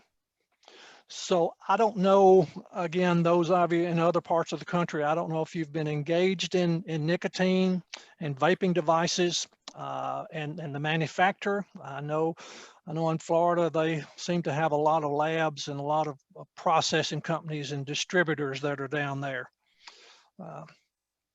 So any other quick words of wisdom, Don, you want to share for the good of the group that you've seen? Well, I've been studying our program, and I've been studying e-cigs, the vaping industry, since 2014. It's extremely dynamic. The FDA stepped in. Now, basically, from what I hear, the private shippers are no longer shipping, and the USPS is only shipping business to business. They don't ship business to person anymore. There were a whole bunch of pre-manufactured tobacco product applications that about 2 weeks ago, it seems a lot of those are being denied. So now a lot of the vape shops will find themselves with unsellable product on their shelves. So right now it's extreme transition, extreme mess. Most of those vape shops won't even realize that they have products that they cannot sell. So it's a dynamic time right now with vape shops.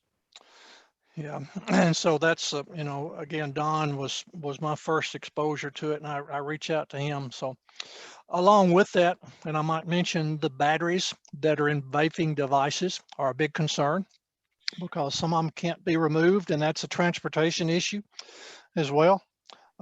So kind of reach out to your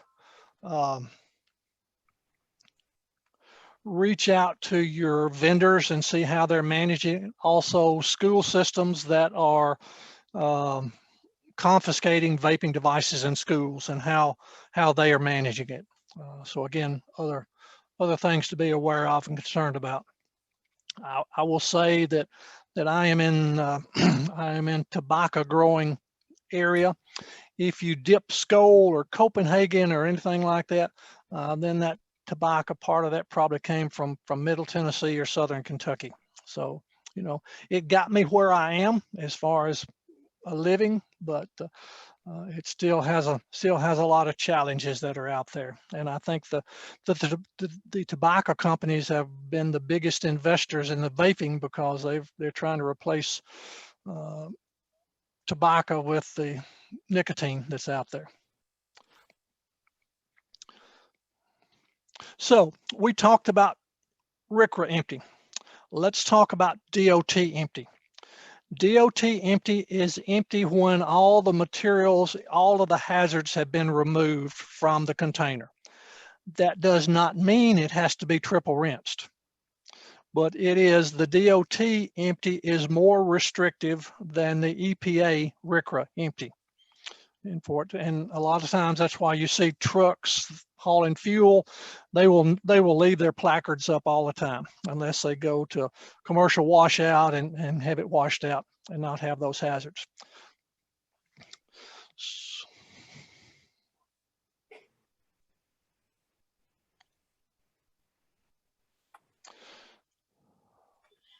So again, transportation by air, we said that requires more specific information.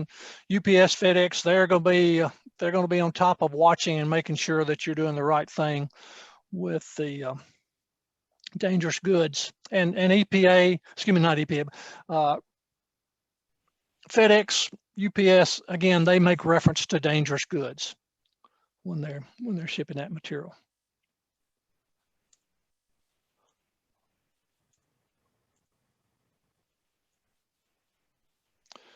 So we talked about having the technical names for NOS descriptions or other generic descriptions that are there. Again, generally your contractor, when they print out the manifest or the bill of ladings, they will have that generic name included in that. We said vessel shipments for over the seas, or we're not involved in that as much.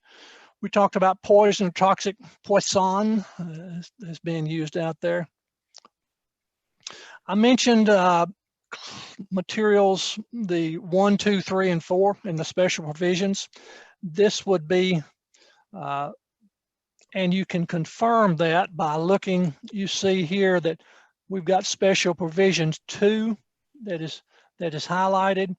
So that indicates that it's a poison inhalation hazard, zone B. So that confirms that. If it had been a 1, it would have been an A. So tremendous attention to detail as we work through this, especially with new chemicals and then with waste products as we're going out. So combining the material, chlorine gases and some of the other gases would be some of the things that you might more likely see the need for these poison materials to identify. Interacting with your contractor, interacting, again, school systems, universities. If you're taking VSQUIG stuff or business waste, need to be up on your game a little bit more as you're working through that. Elevated temperature material, I don't think you'd be involved in that material. Organic peroxides and self-reactive materials. Many contractors are requiring oxidizers to be identified into the one of 4 categories. They have had reactions and fires at different places, so they want to keep those different organic peroxides and oxidizers separate. Remembering and knowing that oxidizers such as chlorine, pool chlorine, and there is a organic and there are inorganic oxidizers.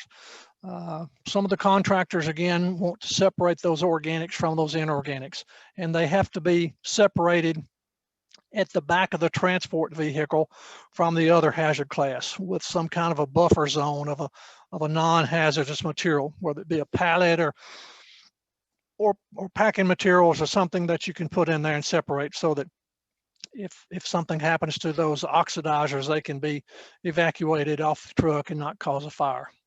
So, you know, you might, in addition to classes like this, and if you've got experienced drivers and contractors, you know, kind of quiz them a little bit. Said, hey, you know, I'm new to this.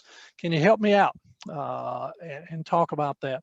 And not trying to get any of you to leave where you are, but you might find yourself wanting to look for different occupations, different other areas, and having a background in safety and environmental and transportation gives you punches your ticket much better for other opportunities.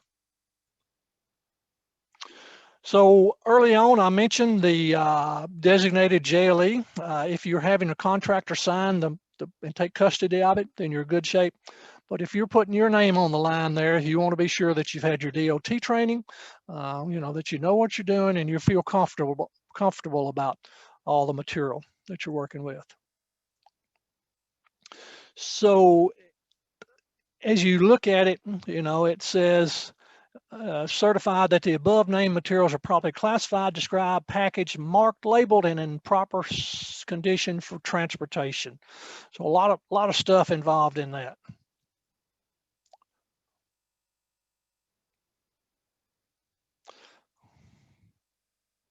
And you know, each one is going to require a shipper certification. So the manifest, we said, is used for hazardous waste, or if you're tracking that.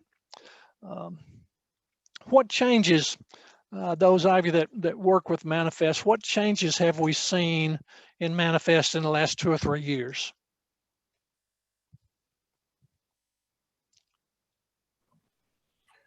Two things I can think of. They're beginning to go electronic, although they started that more than 2 years ago. It's that conversion is happening pretty slowly.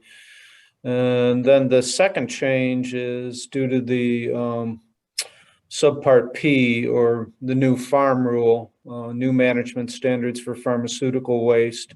There's a new code. You can either use PHARMS or PHRM in the waste code section, box Okay. 9.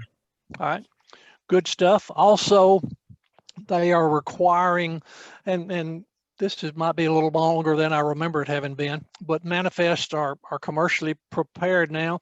You used to have to, states would make their own manifest and sell them to you. You had to buy them from the different states to generate money. Now they have a generic manifest format. You have to buy them. It's pre-numbered, and tracking and keeping up with those numbers. A quick check as far as checking your contractor and checking your things. The EPA ID number or an EPA ID number has 12 positions. It generally, the first 2 are generally going to be the state 2-letter abbreviations for the state code. In some situations, if the third position is a D, like Delta, that is a permanent number assigned to that. In some states, you possibly may see a T, like Tango, that is a temporary number. Some states that are using now VSQUIG, they do not assign numbers to their hazardous waste generators, and they will put up, they'll just put a VSQUIG as a client generator. So if you're looking at the manifest, count and see 12 positions, and the transporter will have a 12 position number. So their EPA ID number is always 12 positions. You run into this sometimes when people are writing in by hand instead of having a pre-printed waste code. So that's a couple of quick checks that you can look at to be sure that the EPA ID number, you don't have to know what the number is, but you can at least know if it's the complete numbers that are there.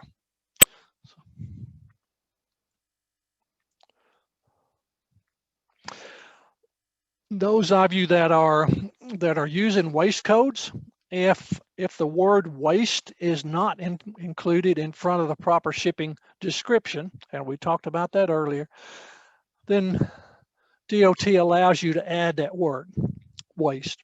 So in this example that we see here, we've got waste flammable liquids. It would have shown up in the table just as flammable liquids. And it's in the information that precedes the hazmat table is where it tells you that if the word waste is not included and it is in fact a EPA hazardous waste, then you can add the word waste to it. So, and that's some other information as you reach out and get your 49 CFR or look at that online. Information preceding the table gives a lot of the categories and information that we've gone through and talked about. So that's where you can look and find and dig out some of the details that we're looking at.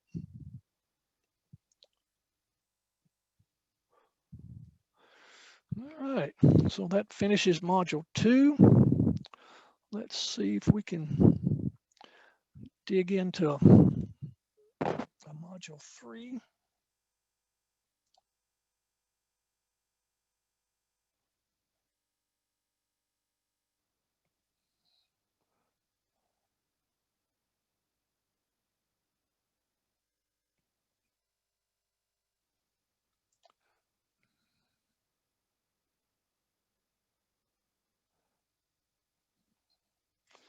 Marking and labeling.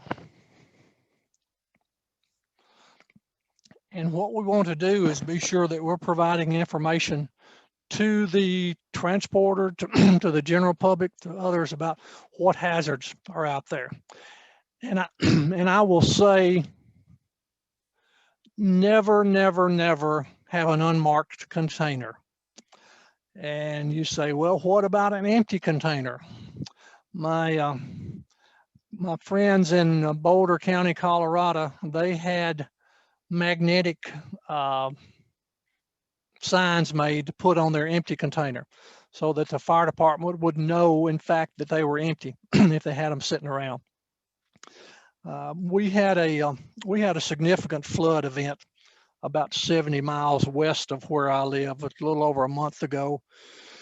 It was a tragic situation. We had about 20 fatalities, or not about, there were 20 fatalities associated with that. Over 500 buildings that were damaged or destroyed. And through that process, you know, we have found some containers that have been washed down. I know many of you perhaps have dealt with fires and floods and other things. And be sure that you have engaged with your county or your municipality to let them know that HHW is an issue with those types of things. I know a lot of the contractors, a lot of the Florida folks that have out there, Louisiana, as part of their contract, they identify the contractor that will come in and collect, segregate, and discard and dispose of the hazmat HHW stuff that's out there. So don't forget about that opportunities when you're doing your planning efforts that are working with it. Excuse me while I try to cut down another phone.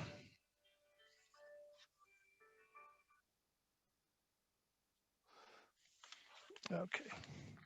So for disaster debris management and things like that, keep that in mind. So we had this event. We're finding that, you know, the planning was not as detailed as we would like for it to be to prepare for the event. And we're not collecting as much HHW as we thought was out there, but it does give an opportunity to share that and work across. I know this is another advantage of in-person NAMA trainings. We have had some of the national contractors that have presented during the sessions when we do a training session. So a disaster training session. So keep that in mind as far as next year as far as we move forward with that. So marking, labeling, packaging, all tied together when we're working with that. The proper shipping name has to be on it, and your contractor, again, as they are working on printed labels, generally they will have all that information printed on that. As we look at the proper shipping name, we don't necessarily have to have the proper shipping description like we saw on the paperwork. What we know that we are giving the shipping name, we are identifying it with the appropriate labels that are there. We've got the identification number so that if something happens, they can refer to the emergency response guidebook. We know where it came from or where it came to. So generally, we see all this information taken care of. If it is in fact a hazardous waste, then having the phraseology that EPA requires to have on that as we're moving through that also.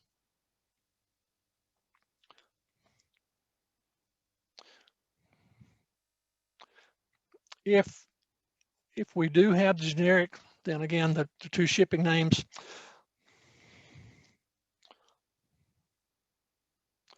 Working through any special permit information that might be there. I know a lot of the packages now come pre-printed with some of that special provision permit information that we work with, and have that in, and don't have to worry about it. We can put liquid hazardous materials in non-bulk packagings. Here we've got a cardboard box, and that's going to have internal materials containers in there to be sure, and that would be where you would double check. From HHW standpoint, I don't think we see very many double containers unless it is a unique material that requires special shipping through that process. I mentioned, and these are some of the limited quantity items that we're seeing now. So if you're getting, again, stuff from Amazon, batteries, they're having a special labeling requirement that's put on them to make you aware. Cosmetics, flammable cosmetics, other things like that, that you're aware of to be sure that you're using appropriate identification number.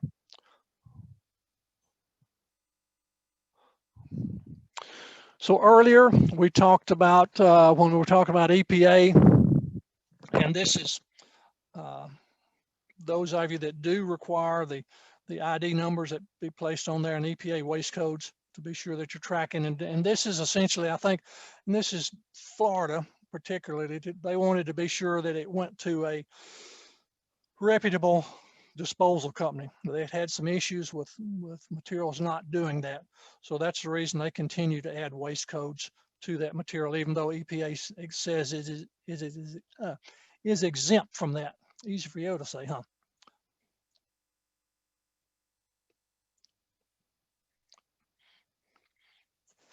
When you start shipping materials out, we have the options of identification numbers or placards or information that's on there. And we'll talk about that a little more in our next sessions that we work with as far as moving that material.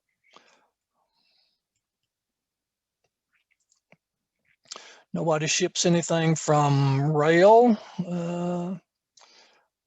limited tank truck operations, bulk requirements. Again, you cannot put hazmat related identification information on the container if they are not being used to carry hazmat. General marking requirements, we want them durable, English, printed, or affixed to the packages. Again, requirements that your contractor provides for you. Being sure that they're doing the right thing, not obstructed by other labels or attachments that you have, and then located in the vicinity of where they are. So generally we want to look at a drum or a box and see all the information very quickly that we're dealing with. See that this is an additional inhalation hazard, so greater danger than other materials working through that. we talked about and emphasized the point of authorized abbreviations to be sure that they are authorized in the table that you're working with. Radioactive, we said, are smoke detectors. Don't see much stuff coming out of them. Some of the poison requirements, more toxic stuff has to be identified and used on there as well.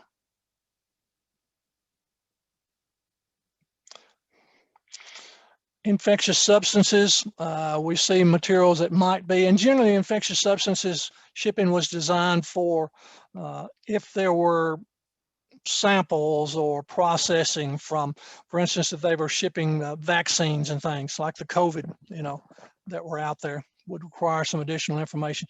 Doesn't really fit into necessarily a hazard material class. You wouldn't necessarily want to, even though volume of vaccines could be considered poisonous, you wouldn't want them labeled as poisonous, knowing that they're going to be used for use in humans and not for their toxic effect that they're working with.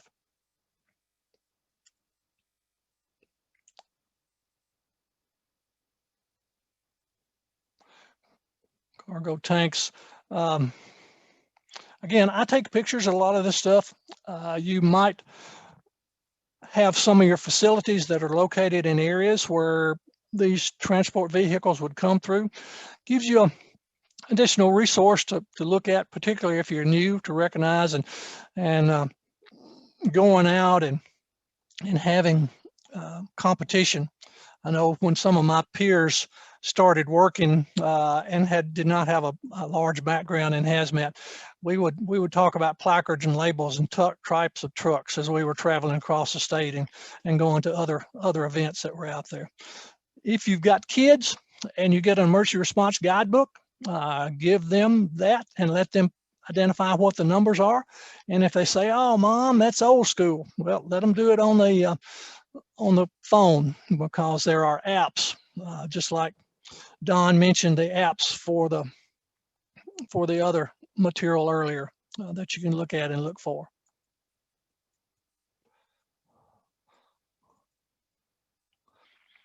Identification numbers, again, we don't see what the hazard are. These can be used along with a smaller placard if you need to, or excuse me, a smaller label. So it's just it's the cost of what this label costs versus what a placard would cost that you were using on that.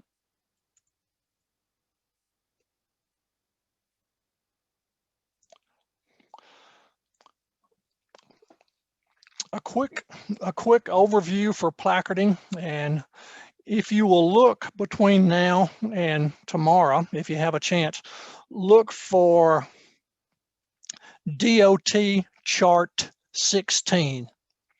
If you do a search of DOT chart 16, that will give you information about placards and labels, and we'll talk about that in tomorrow's session as we're looking for.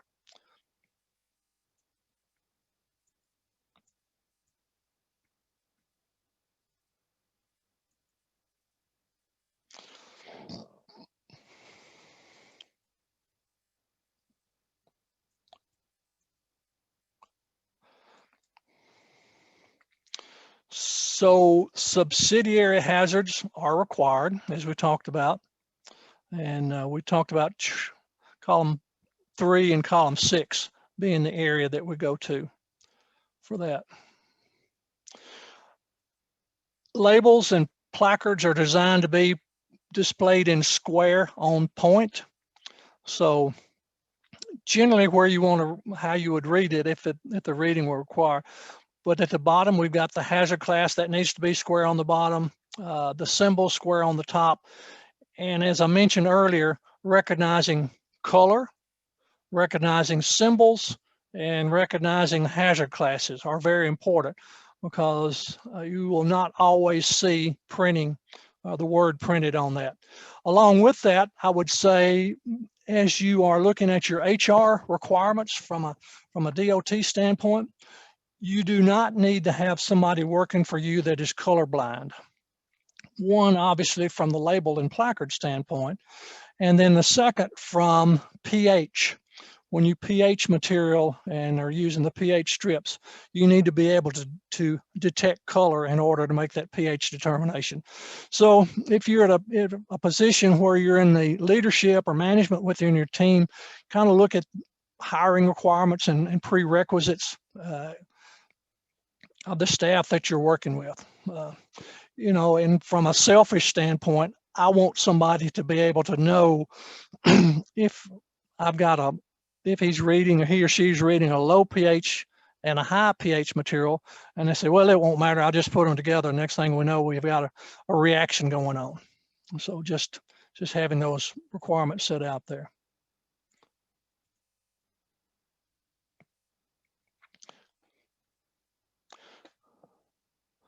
So you see here, we've got them that do have the wording on them and the ones that do not have the wording on them. So when you look at that DOT chart 16, you'll be able to see that. We want to place labels, again, close to where the shipping name is and other proper shipping material, so they could do that. This might be an issue of you providing the labels or the contractor providing the labels. And if they're not providing, then that might be an option to do that. Cylinders are a big challenge as far as knowing what there are. There are different determinations and different color codes, but you cannot always be confident that that's going to give you the right information. So having a relationship with your compressed gas dealer is a great opportunity. Having a compressed gas situation working with your fire department, some of the detection equipment they have, they can take samples of that material and identify it, know what's in it. A quick thing, oxygen. If it's an oxygen cylinder, when the valve is open, then you don't have any hazards. It's at atmospheric pressure. Some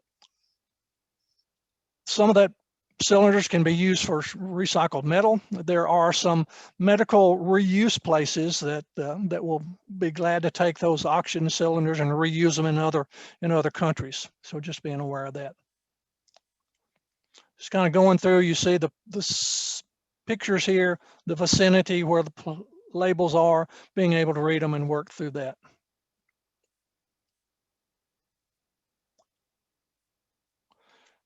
And we will talk a little bit more about labels and placards tomorrow's session.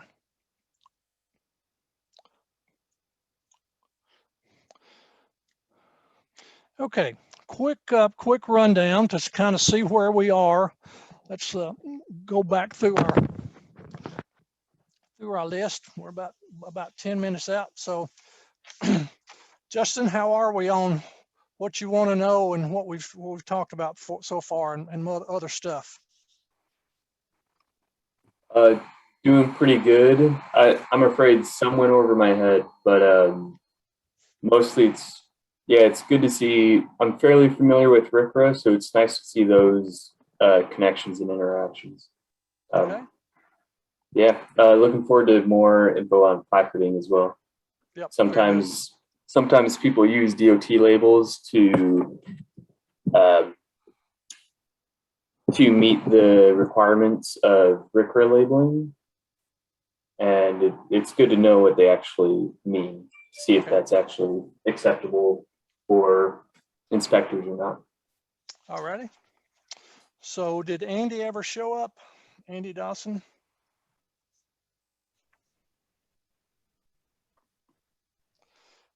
Okay, how about John Washington?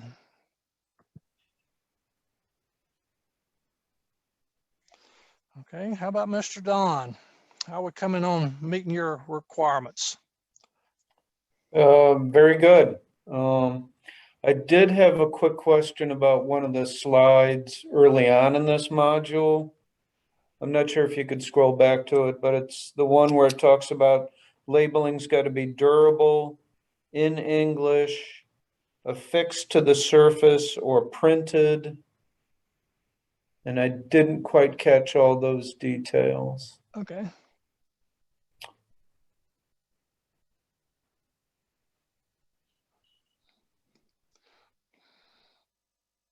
Yeah, it was a ways back.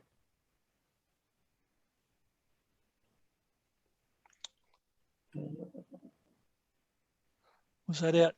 No, No, you were looking for the, it had bullet points on the left-hand side there. But again, label's got to be durable, in English, now here, yeah, okay, all right, that'll, affixed to the surface, or printed. how about Oh, that? that's the one. Displayed on a sharply contrasting color background.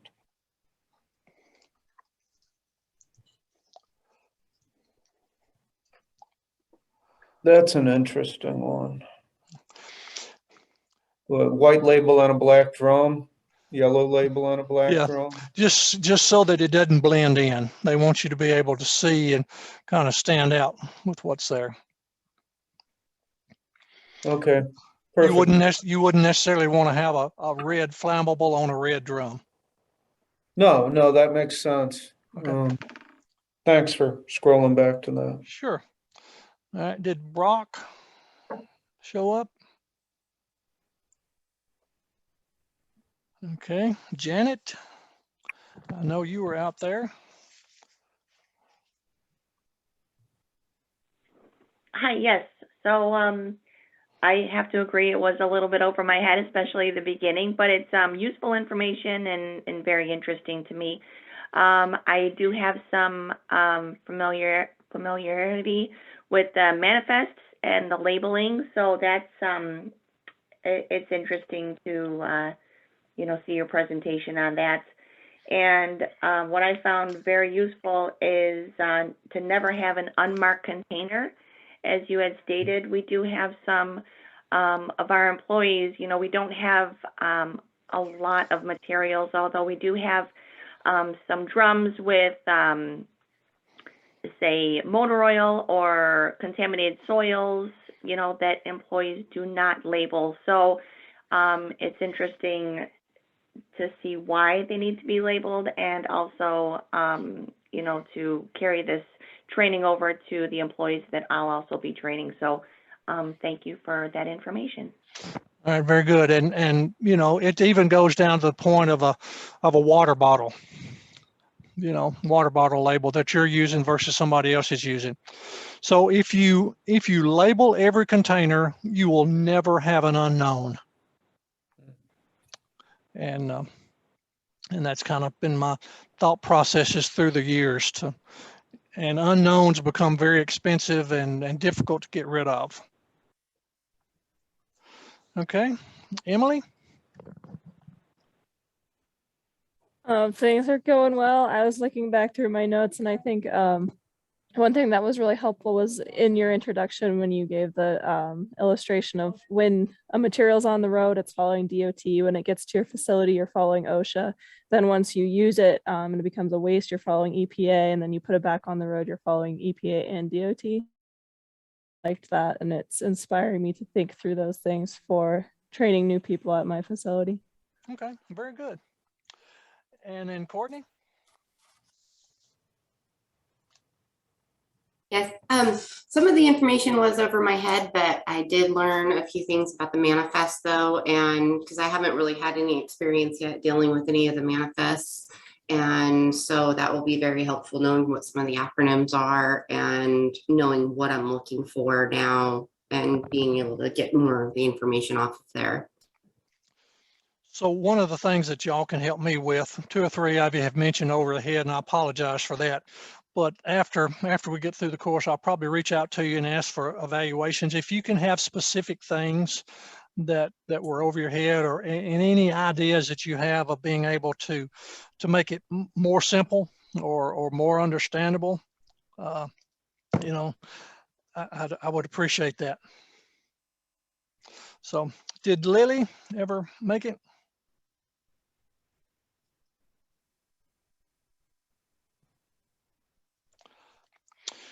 Well, it looks like it's pretty close to quitting time. Anything for the good of the group? I'm curious. Oh, go ahead. I'm sorry. I'd just like to say that I'm new to this, and it over my head as well. But I think that just speaks to the complexity of the DOT regulations and the necessity for them. So I picked up on a lot of things, and I appreciate your willingness to share. Well, I appreciate that. And it's, you know, you after having done it for 30 something years versus, you know, 2 or 3 years, and I, being in solid waste, and those of you that have been in solid waste before, we essentially know everything there is to know about it. And we forget that sometimes. So I appreciate y'all making me realize that, hey, you need to look at this and realize these folks have not been doing this forever. So somebody else was making a comment? Yeah, I was curious if the slides are available elsewhere, because sometimes I find that you're going through them a little faster than I can read them. And I think Okay. some pertinent information is there. Okay, all right, yep, I will work on that for you. Thank you. All righty. Well, if if there are not any other comments or anything, we will be back with you at 9 o'clock Pacific time tomorrow. Have a great rest of the afternoon. Thank you. Thank you. Bye-bye. Thanks a lot.